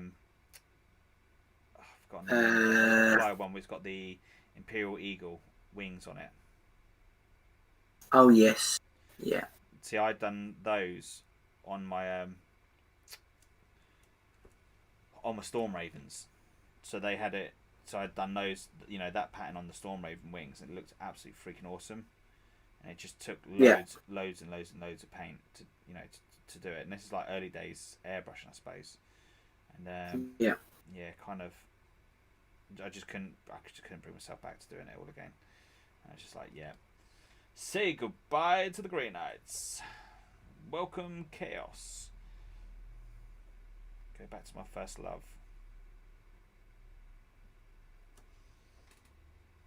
That's when they start doing the my Demonkin army. Dodgy Demonkin. Yeah, see that doesn't get as much love as it should do. Demonkin? Well, it don't exist anymore. No, my army. No, the Demonkin doesn't exist, but the army that I've got, I should really get some Marines for it, some Chaos Space Marines. Yeah. See, I'm gutted that that whole Demon King thing stopped. It was kind of a bit of a weird one. Yeah. They done Demon King, but they never put Khan the Betrayer in it. No. That was kind of like, what? What are you doing, man? Yeah, that was really weird at the time. And the blood type points, it was kind of like, I don't know where you're going with this. That was the coolest bit, though, right? Well, the blood type points, yes. Yeah. That was really cool. There's a very cool dynamic to that rule. Not really seen anything quite like that since, have we? No, but the only thing I didn't like about it was like you had to die to get command points. Not command points, but blood types, and it was like, yeah, that's cool. Yeah, that's not really where I get. They really went down the flush side. Khorne doesn't care for where the blood comes from. Yeah, that's cool, right? Not if you're playing up against Taldar. Who cares about that? Because if you're playing Khorne, then who gives a monkeys? You're not playing for that, are you? No, 100%.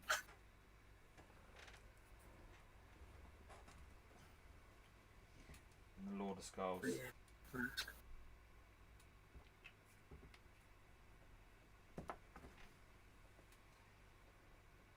I'm kicking myself. I sold that Lord of Skulls.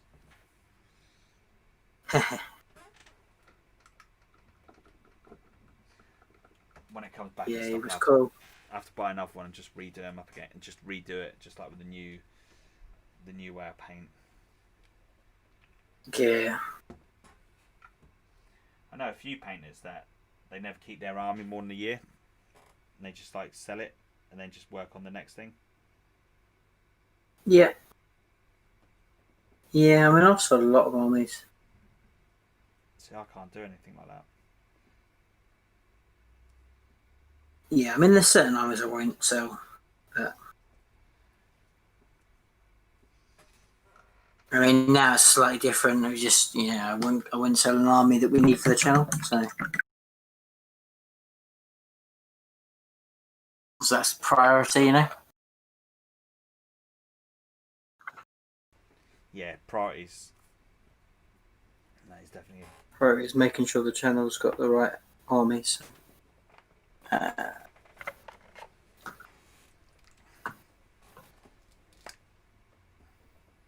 are we doing for time? We're okay for time at the moment. Got a little bit longer yet.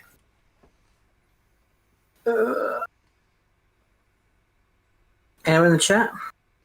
No, chat is quiet.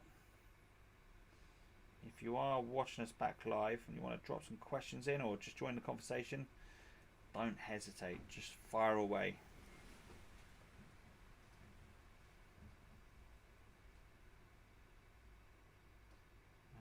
At least if I can get these Reavers done, then that's progress, right? Yes.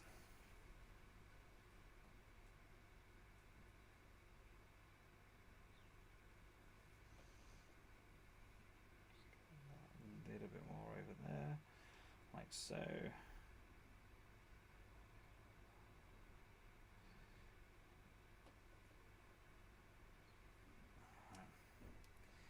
Yeah, I butchered that now. God damn it. That's a shame.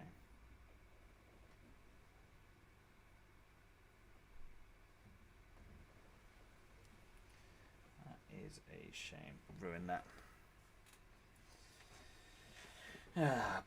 Poop.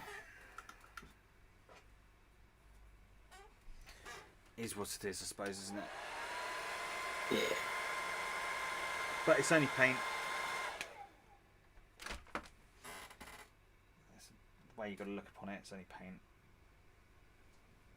Paint we can correct. Just have to do that up with red and then.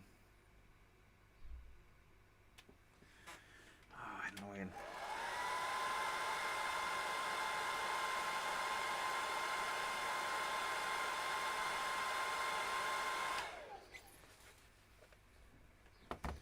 Do love contrast. I'm still yet to use it. Mate, I think once you start using it, you're going to be like, oh man, why didn't I listen to you before? Oh, it's not. I'm not against it. I'm not against it at all. I just haven't got round to getting it, or I had kind of like a reason to. But no, don't get me wrong. I'm excited to use it, but Should. It's good. I just don't have a use for it at the moment. But I don't use it like the way that Games Workshop want you to use it, like smashing the model out in one go. yeah, it's a glaze, isn't it? Basically. Yes, I can see it being very, very popular now with that new rule, losing 10 points.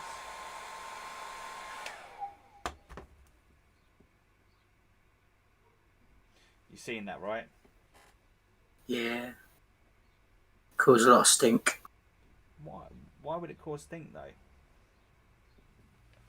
Because not everybody's painters. Yeah, but not everyone wants to play a game where someone's turned up with bloody grey Marines. They don't, but you have that conversation, don't you? But some people just have no interest in that side of the hobby. Yeah, that's fair enough. I get that too. Like, I'm not one of those people, and I hate playing with people that don't bother to paint their armies. But I also do understand that we're not all the same. Yes. So I get why people would be frustrated by it. Like, So I think it's a good thing. I do generally think it's a good thing, but anything that encourages more people to paint their armies, then I think is really good. But I also totally understand why people could be frustrated by it as well. So I can't see both sides. But I think prime example is when someone turns up with a 3D printed model and they've just held it together with elastic bands and not bothered painting it. yeah, 100%.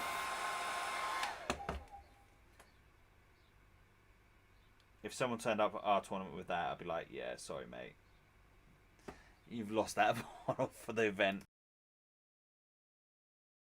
Yeah.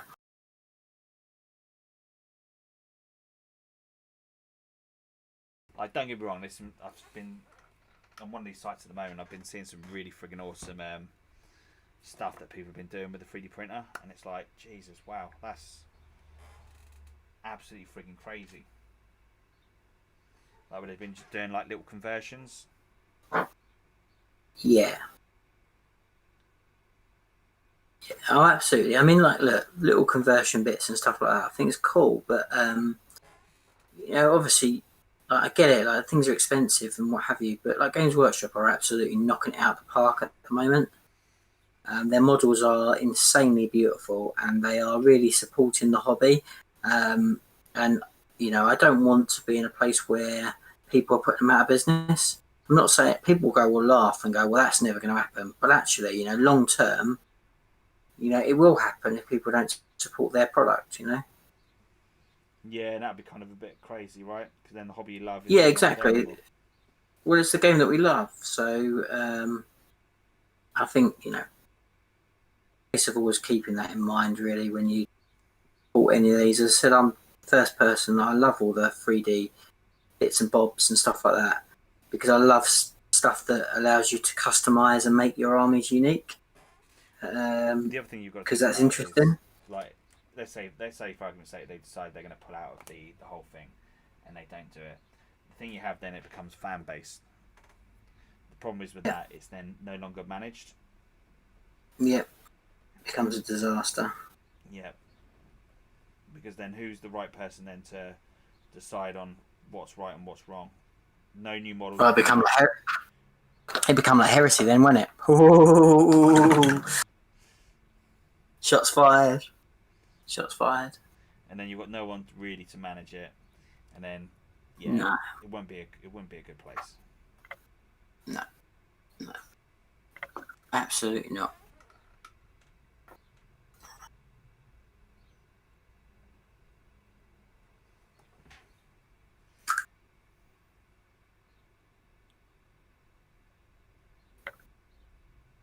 We've got some.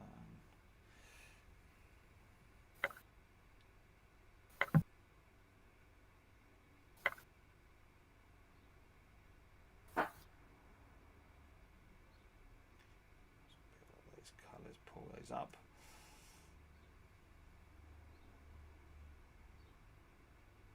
Can't believe I ruined that.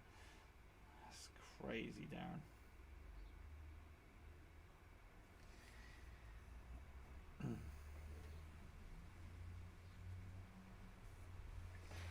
A little cheeky airbrush dryer.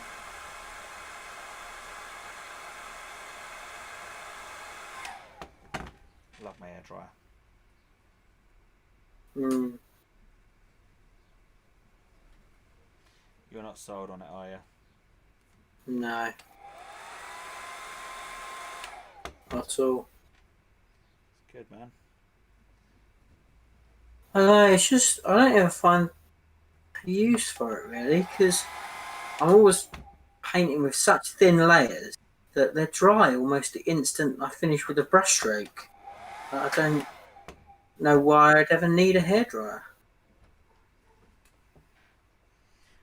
suppose you've got to have hair first, though, right? Well, there is that.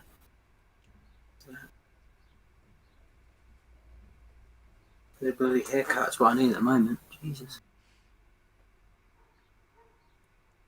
Is it next week they open back up? No, they're open now, mate. Opened yesterday. Opened yesterday. Yeah, I need a. Desperately need a haircut. Same as all the like pubs and stuff like that. I might go Tuesday. Yeah. Book if I was you though, mate, because I tell you what, everything's going to be busy.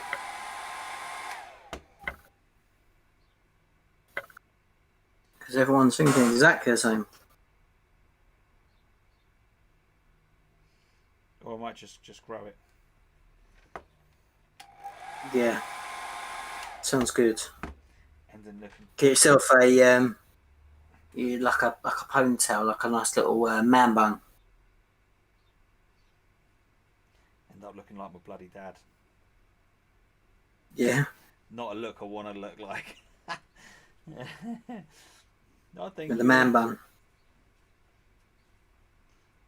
Yeah, good. No, thank you. We will avoid that one. Fair.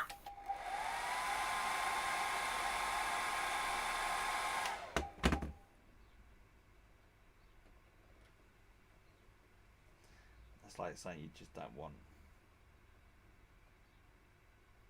I made a brave decision last night. I ordered some transfers. What ones? Some iron hand ones for the Emperor's hands. Fair one. They were going cheap on eBay, so I hate transfers. I'm scared of transfers. Really? I have a phobia of transfers. I love transfers. Man, you Just have to teach me how to use them. I bought some microsole and microset. Okay, yeah, cool. You got the right stuff. Yeah. But it's sitting there gathering dust because I've still been too scared even since I bought that. Because it scares me. Just make sure you varnish your model first. Gloss varnish it. Well, and then matte varnish it afterwards. Yeah.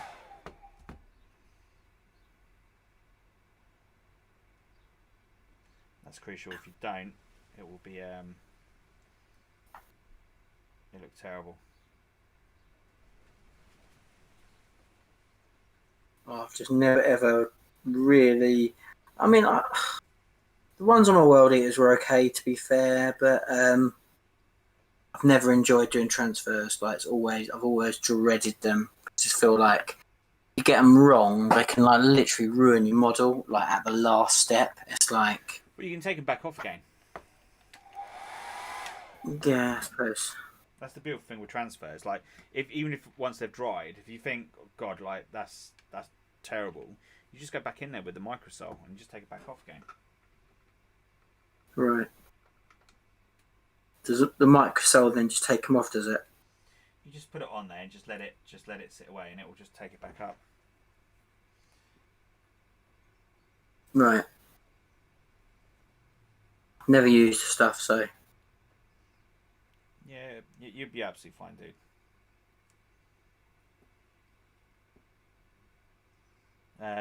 I've done quite a few transfers where I've let it sit overnight to let the Microsol 2 just like eat away at so it looks like it blends it in, and then I've come back in the morning, and where I've positioned the model, the transfer's like slid down the shoulder pad or something. Right. And then just gone back in it with the Microsol and then just take it back off again. Not a problem.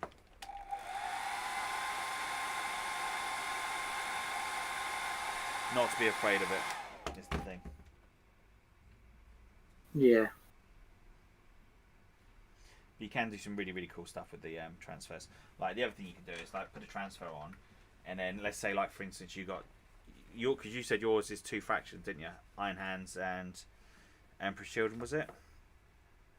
Yeah, well, that's where they come from originally. Yeah, they're kind of like a mixture of the two. Yeah. So what you could do is you could do an Emperor's Hands logo at the back first, and then let that dry, and then put a Iron Hands shoulder pad on top of it. Yeah, sure. So you can do you really can do some really freaking awesome stuff with it. It just depends on how brave you're going to be.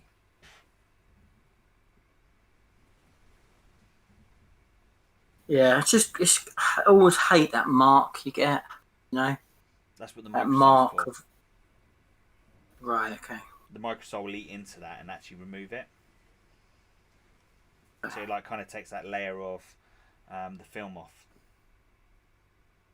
So you put it on like wet. You varnish it, don't you? Like put it on the varnish kind of thing, and then put that over the top of it. Yeah. So you've varnished the model first. So you do Yeah. a gloss varnish first. Once the gloss varnish is finished, then you put the Microsoft Cell 1 on first. Once that's on, you then apply your transfer on top of that. The Microsoft Cell 1 will help you. And that you put the transfer on dry. No, Or do you still put it? You put the you still do the normal thing, like make it with the transfer itself. Do you still do the normal thing, separate it with water? So you got transfer like on your tweezers, and then you put that on top of the microsole. Yeah. That's it. Yeah. And then what? Just leave it. And then just so once you put the microsole 1 on first of all, so you put the microsole 1 down first of all, so you kind of rub it to where you want the transfer to go. And then you put your transfer on top of it, get it into position, and then what you do with another brush, you put Microsol 2 over the Microsol 2? What's that? Well, if you got the Microsol, you will have 2 pots of it. You have 1 and 2. No, I got set and set. I've got sol and set. Sol and set. So I got one that says set in solution for decals, and the other one says set in solution for decals, but one of them's got micro set and the other one's micro sol. One's blue, one's red. Right, so you got blue is 1, yeah, MI1. Yes. And then the micro set MI2, yeah. Yeah. So one set, one sol. So the set is where you put down first of all. And then you do... Right, you put that first. Yeah, so you lay that down first. You put the transfer on top of that. Get it into position. And then what you do... Hey, David, thanks for joining us, my friend. And thanks for joining the conversation. And then what you do, you put the microsole... Once you played the transfer, you put the microsole on top. And then what you do, you leave that overnight. So for about 4 hours. And what that will do, that'll bubble away. And that'll actually take away the film. So you lose that ring around the transfer. Okay. If you then go back to it, and you've still got that thin layer, you then just apply Microsol 2 back onto the top of it, and then you let that eat away at the other part. That's what you do. So you give it like another little go, sort of thing. Sure. Dead easy, man. Dead easy. Nice. So it's literally 1 and then 2, then, eh? Yeah. It's like they purposely done that, right?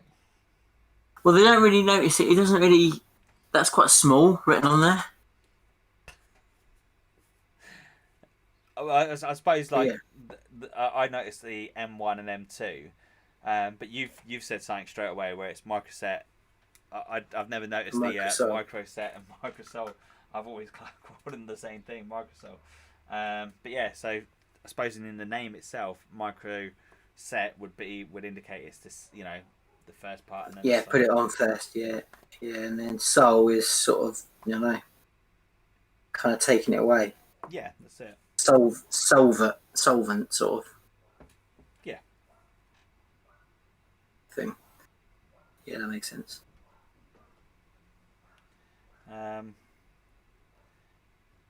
But yeah, it's well, once you start using it, Johnny, it's easy enough. It's not that bad, and then you'll get the hang of it, and you'll be like wanting to do more of it. Yeah, cool. That's what. Well, I've ordered them, so not be long until I'll be doing them. As I said, that's to kind of finish the army off, really. Like because I've got transfers and all the stuff that was already done for me, but all the stuff that I've done, I've not done transfers on. Yeah, sure. Because I just can't stand it.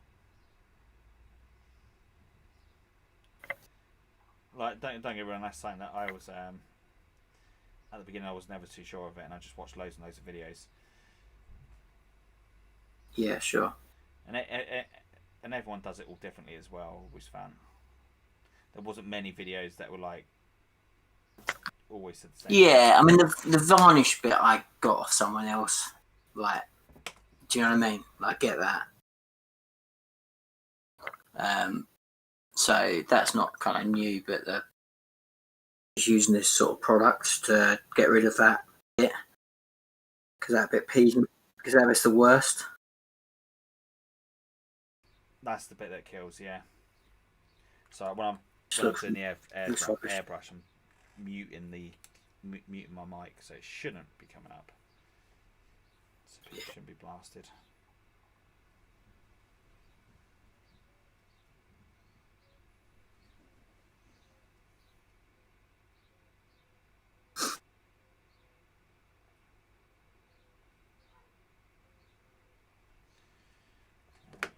That's that part done. Then you got to do his cape, and then that's kind of done then for him. Kind of got my troops where I want them to be. So this is where I love the airbrush. I can just smash a lot of the stuff out just apart really, really quickly. Yeah. It's one thing I don't like about Grey Knights. They've got so many little bits everywhere. And it's like, oh, really? Yeah. Yeah, I mean, that's quite a good thing about these Marines. There's not tons of detail on them, you know? They're okay. Like, I've done now probably what I'd call the worst bit, which is doing all the edge highlights on the main purple. So I've just, all I've got to do now is the weapons and then like the pouches and stuff like that, and then like at least these ones are going to be done, which is cool. And we've got that unit done and dusted. That's good. I'm running out of room actually, I'm going to need more storage for the Marines. The army's getting a bit big now. You got a big old case already for him, haven't you? I'm running out of space in there though, so they've filled that now. Yeah, probably got like, I don't know, probably got about 5,000 points now of these Marines now. It's good, dude. Yeah, it's good, especially when we get the new stuff as well. We're going to have a lot of Marines, which is cool. I'm looking forward to getting hold of them bikes, because I think the bikes look so cool. The bikes do look cool. They're the bit that I'm most excited about, I think. The bikes that just look... The bikes do look really, really cool. Yeah, I think they're the coolest.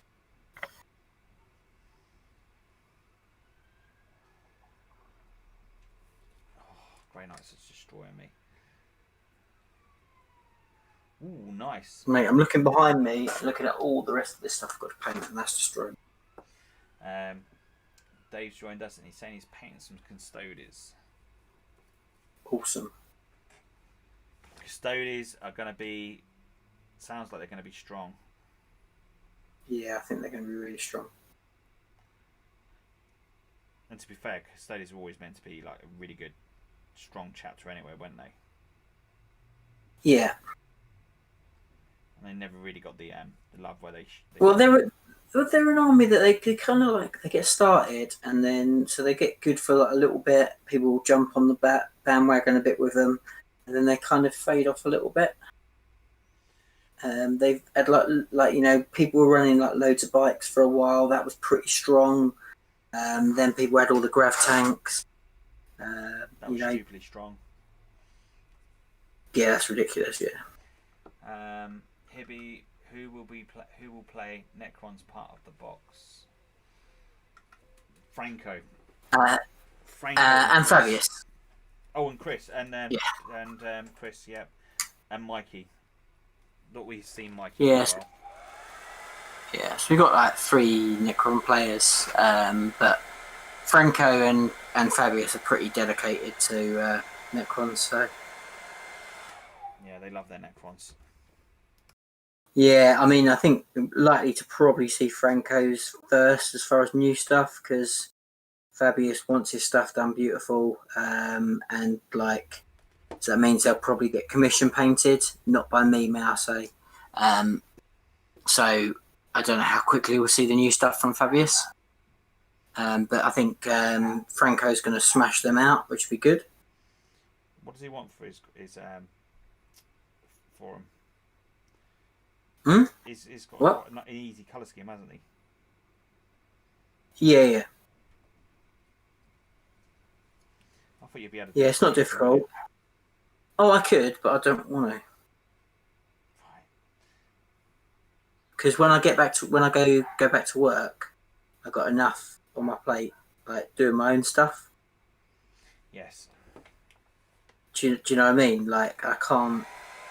I've got to keep up with all the rest of the stuff that's coming out. I can't generally do that as well. Like I don't mind as well. Like with Fabius, I'll do big stuff. I don't want to do small stuff. You know, so if he wants me to do like a vehicle or like that big spider thing or something like that, then I'll be up for that. But I don't want to paint troop because it's boring as sin. Yes. I Doing don't. it for my own army, let alone other people. Yeah, that's the thing, isn't there? There's quite a lot there to do. Yes, sort that. I'm not doing that.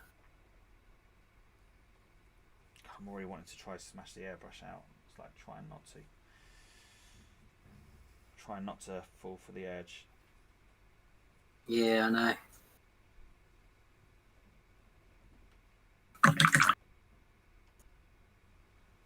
Oh, getting there. Last hole out of my guns. No, I'm back in 2 seconds. Put you guys. No worries.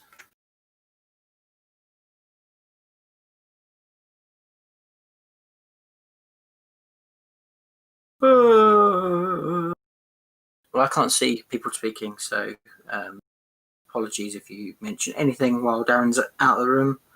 We don't have that technology. But yeah, hopefully everyone's well.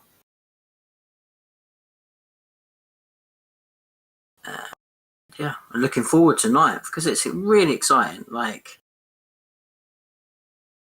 I can't wait. It just kind of a whole change. You know, you think about things. I mean, obviously, there's a lot of stuff that's the same, but still, it's got so much cool, new kind of dynamic to everything. Like, it's just a reset and a refresh. It's super cool. Like, I'm absolutely pumped. Can't wait. Can't wait to get playing it. Yeah, absolutely. Especially getting the Tyranids back out in is going to be good. So yeah, really, really cool. Just got to get these Marines painted. So hopefully we get loads of cool new Tyranid stuff and I'll be ready to paint them and I won't have to worry about Marines.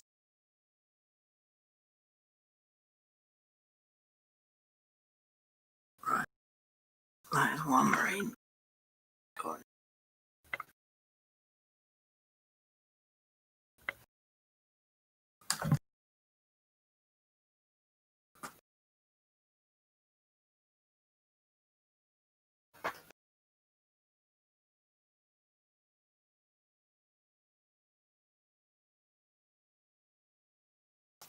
I don't know how everyone else paints, but I use my hand all the time to paint with. Purposely put this paper out so I didn't do it. And I'm already back into bad habits. Can't help it.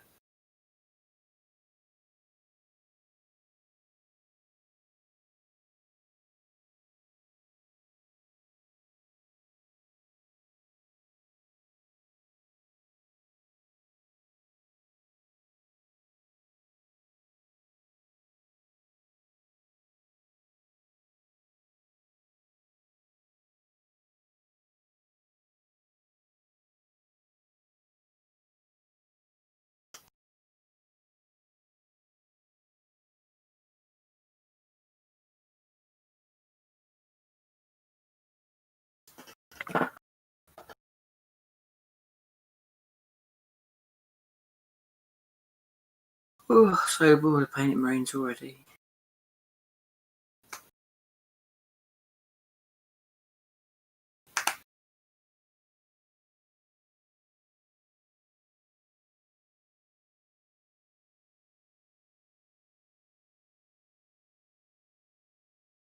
So what?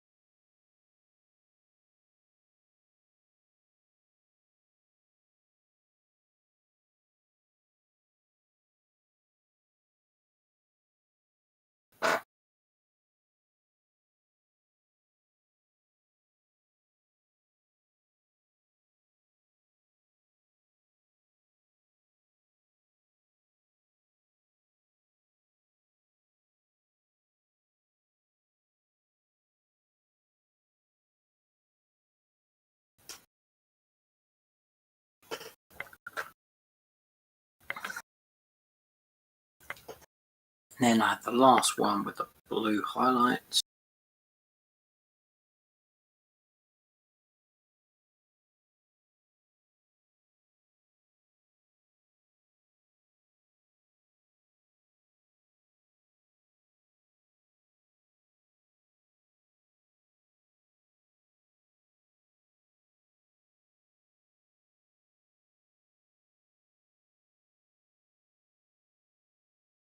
Go. Cool. So I've now done all the purple, all the blue. Now I just need to do the final details, which will be making sure they're one of the faces to do and then touches to do. So we're almost through this first unit, which is quite cool. So I think let's start off with doing the pouches. Do find these scale 74 miniatures. They do, like, the paints separate a lot.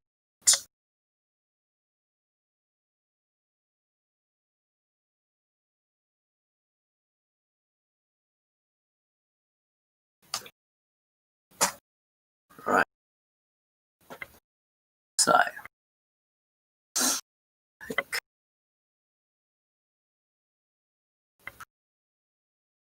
oh, that's gone real weird, that paint.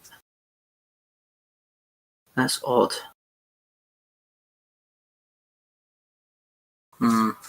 That's funny. It's gone all separated still.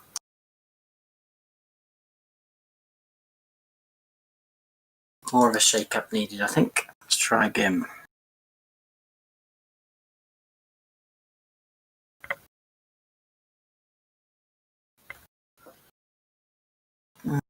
I'm not happy with the consistency of that at all.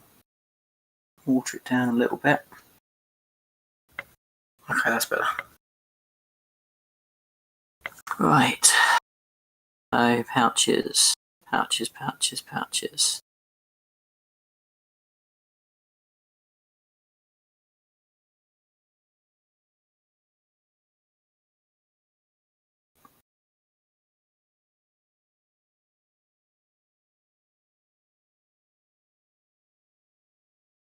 Gotta have pouches, right? You can't go to war without pouches.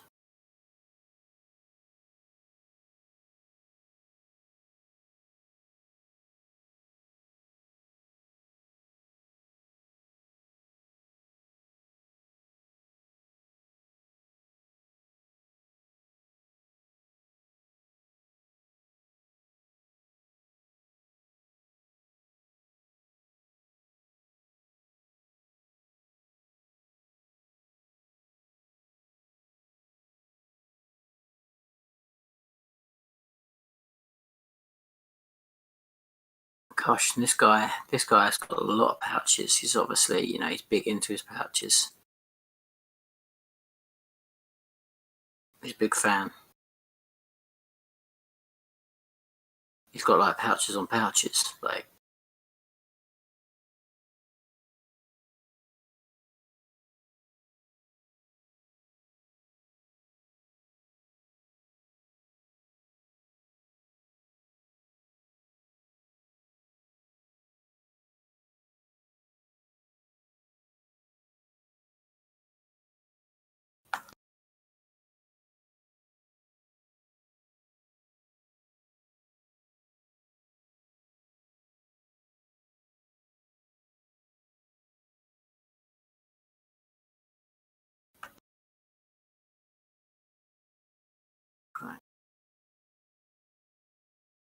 And then he's got kind of these belts.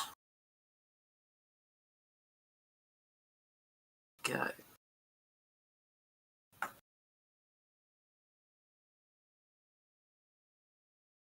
Is it?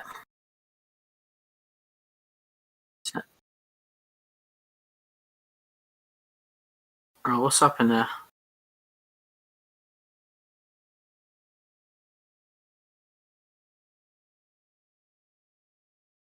Right.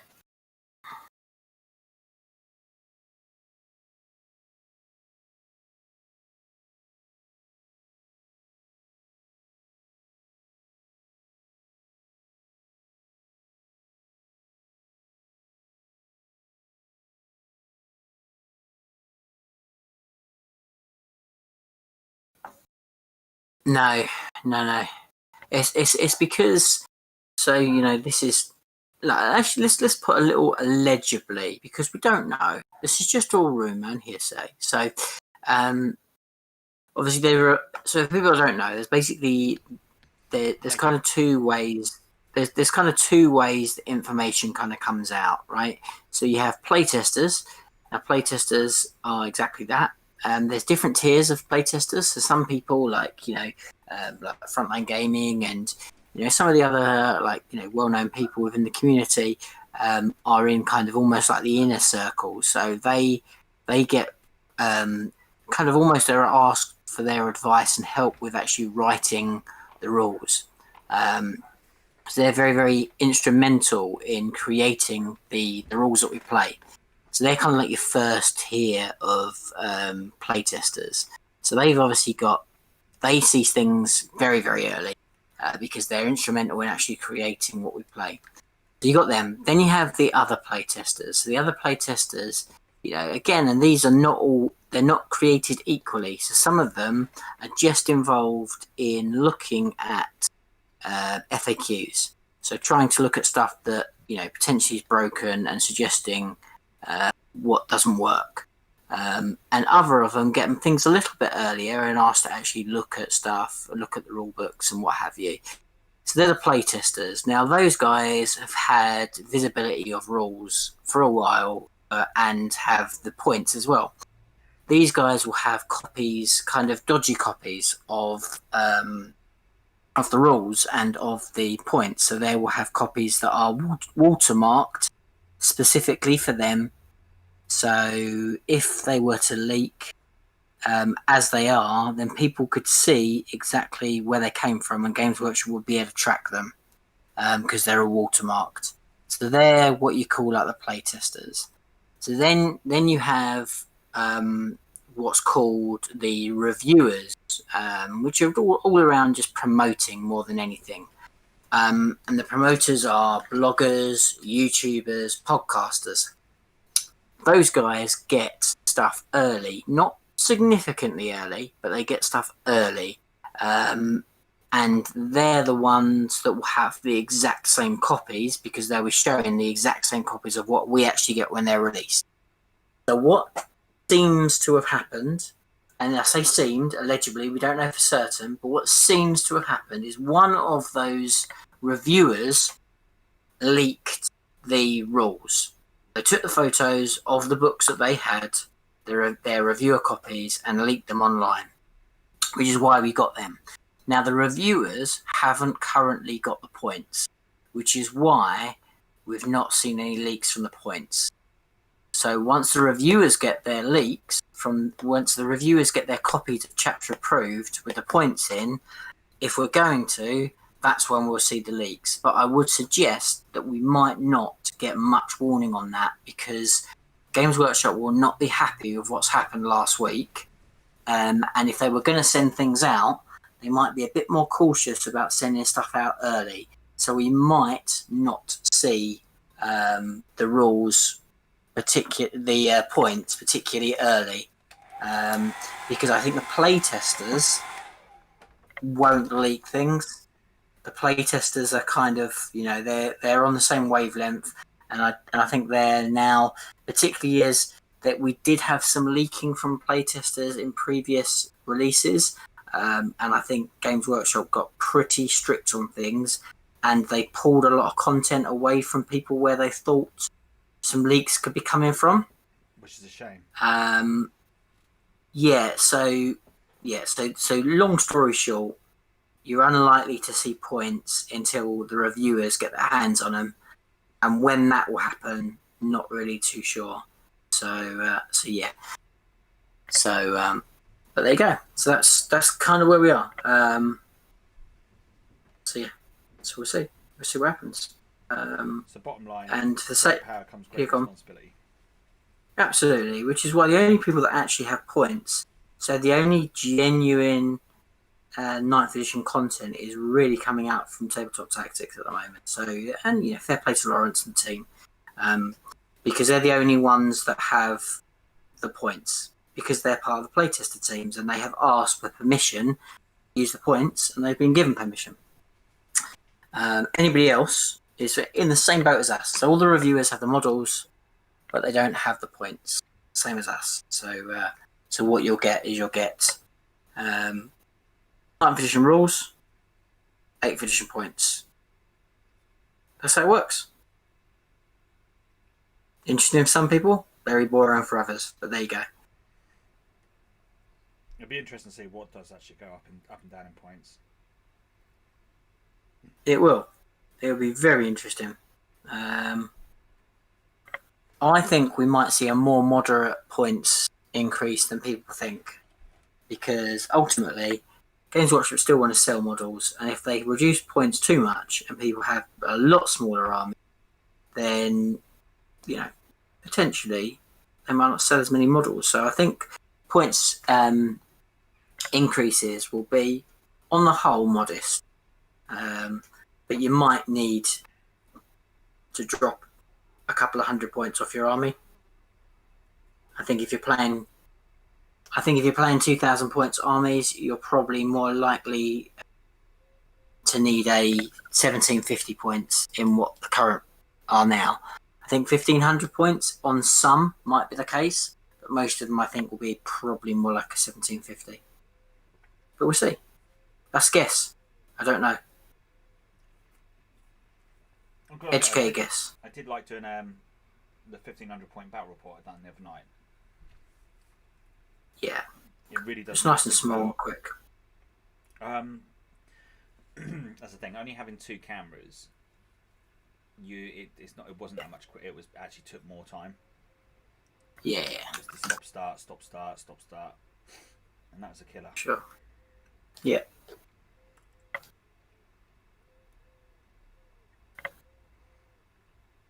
But that's why we're trying to get to a position where if anyone fancies supporting us and giving us a little bit extra, we're trying to get some new cameras. Desperately trying to get some new cameras.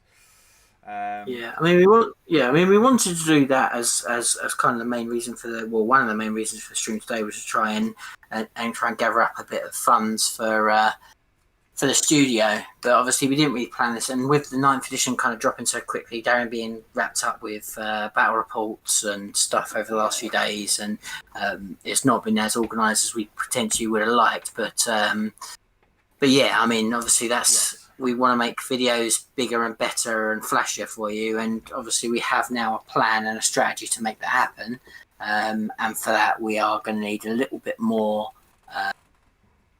equipment to kind of really make things all singing and dancing. So that's kind of... Yeah, we've got plans. We won't, obviously we do find that people like our ideas. We've seen quite a lot of our ideas and plans in other channels, right there? Yeah. Which is cool. We love that, It's a great community, and it's great to see that ideas are being passed around, which is cool.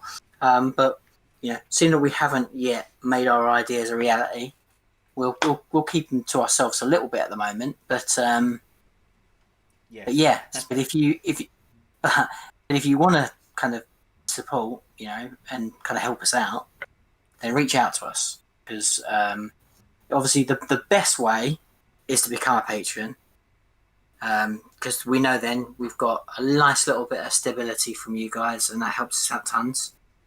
If you just want to just kind of help support us with grabbing some new equipment that we need, then reach out to us. You know, we were going to set up a Just Giving page. We might still do that. Just Giving. What is it? What's it called? GoFundMe, not Just Giving. That's charity. To try to set that up on PayPal, but for some reason it just kept on locking out. But but we will probably do that over the coming weeks. But yeah, if you want to support us, let us know. But yeah, we as I said, we're not, we don't want, obviously we do, but we don't need thousands and thousands. But we're just hoping that we can just try and crowdfund a little bit extra to get the bits that we need to really make the last few bits of the studio to make sure that we can bring you the best content is more or less what it's about.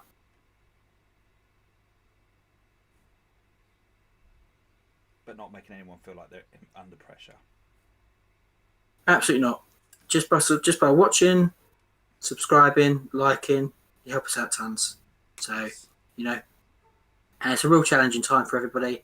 And there's a lot of people that are, essentially struggling with bits and pieces. And look, the last thing we want to do is put any pressure on anybody. But if you do want to support us and you are in a fortunate position that you can do that, then it would really help us out. So get in touch with us. And we'll make even better battle reports and even better content for you. That's our promise, right? That's it. That is spot on, mate. Absolutely spot on. Let's give the doggy a little treat. Going on to regards with your Space Marine League, I gotta be honest, I haven't actually looked at it. It's since all that stuff's come out, I've only just been really focused upon the missions. Not the missions, sorry. The stuff that we've seen in regards with the new rules that Games Workshop have put out, and reading through that, and then anything based around that. And I've got to admit, the rules do look really, really friggin' awesome. Like, I don't know if you caught it earlier on, but I have recorded I've recorded one battle report, played 2 games, so we have got that going to be coming out hopefully tomorrow.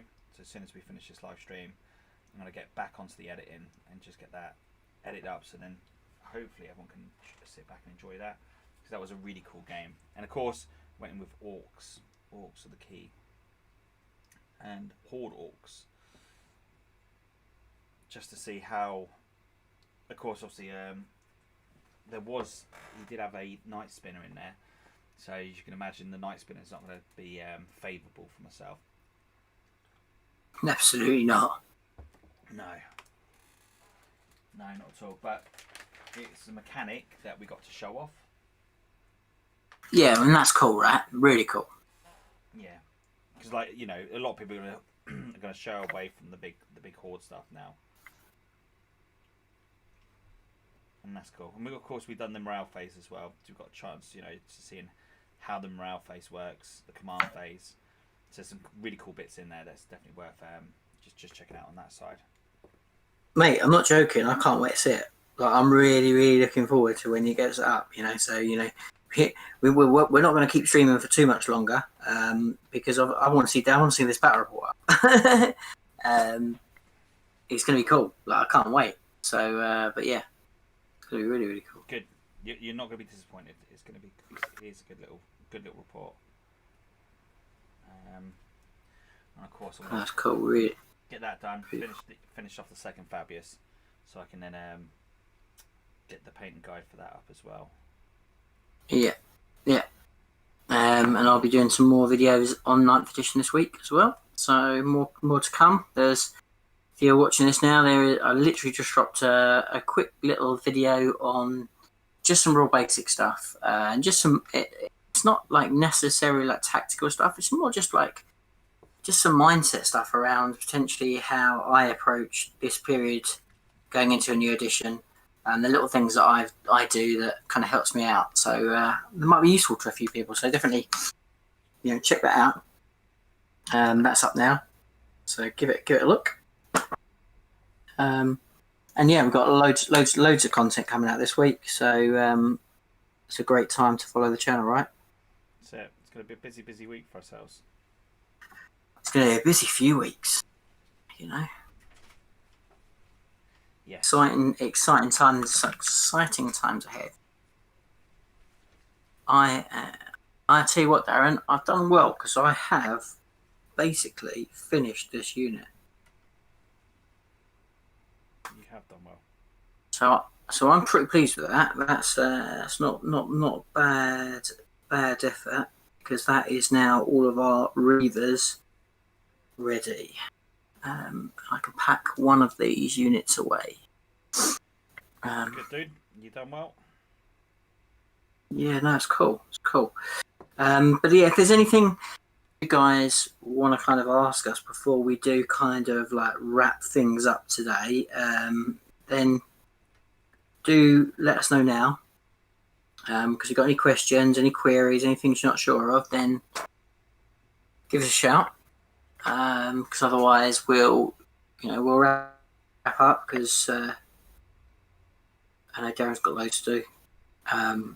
And I've got two monstrous children that are slowly but surely, the volume is increasing downstairs. And probably when I return to seeing them, they've probably burnt down the downstairs. So my wife's at work because she's got called in this morning. So no. They've been very good to me. They've left me alone for a good sort of 2 or 3 hours now. So can't complain, but I probably need to go and check on them in a minute. But yeah, so let us know if you've got any other questions, if there's anybody else hanging around.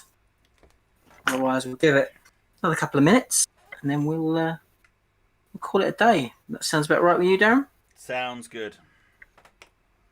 Good, cool. But yeah, so these guys are based. So that's cool.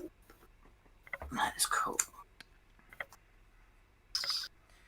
Otherwise, there's another little grey knight. So with these grey knights, what I've done, I've magnetised all the backs. So with these, I can just go. Boop. Yeah. Just swap them around, and I've made sure that all the backpacks are all, the magnets are all exactly the same way, so it doesn't matter which backpack goes on who. Plus, these ones break very easily in transport, so having that magnet on it kind of means I can just take it off, store it away safely, so they're not going to get broken in transport. And of course, yeah, man, definitely funky, just in case it comes back and you want to hide your little tentacle bits away because you can be seen over a bit of terrain. The magnet allows you then to do that, turn it around, and then all of a sudden you become a gamey little bugger. Oh, what's that? You want to see the target, but you can't quite. There you go. Let's put this backpack off out the other way. Oh, the tip of the thing can see you again. I don't play by like that, by the way. That's not me. That is not me at all. Right, well, guys, if there's no questions, we'll call it a day today. But thank you if you have kind of watched along and you've enjoyed any of the content and us kind of a little bit of a witter and a kind of hobby. And if there's the sort of thing you enjoy, then let us know, because we'll do more of this type of thing. We're more than happy to kind of just paint and chat. We've got to paint anyway, haven't we, Darren? So we're more than happy to stick the cameras on. Plus, it does get me to laugh and giggle as Darren has a mini fit as he fights with OBS. It's always quite entertaining. So if the sort of thing you like, then do let us know. And if you are stumbling upon this, then please do like and give us that subscribe as we push on to 10,000 subscribers. But I hope you have a great Sunday. And until the next video, which will probably be really soon, the next couple of days, we'll see you soon. Bye for now.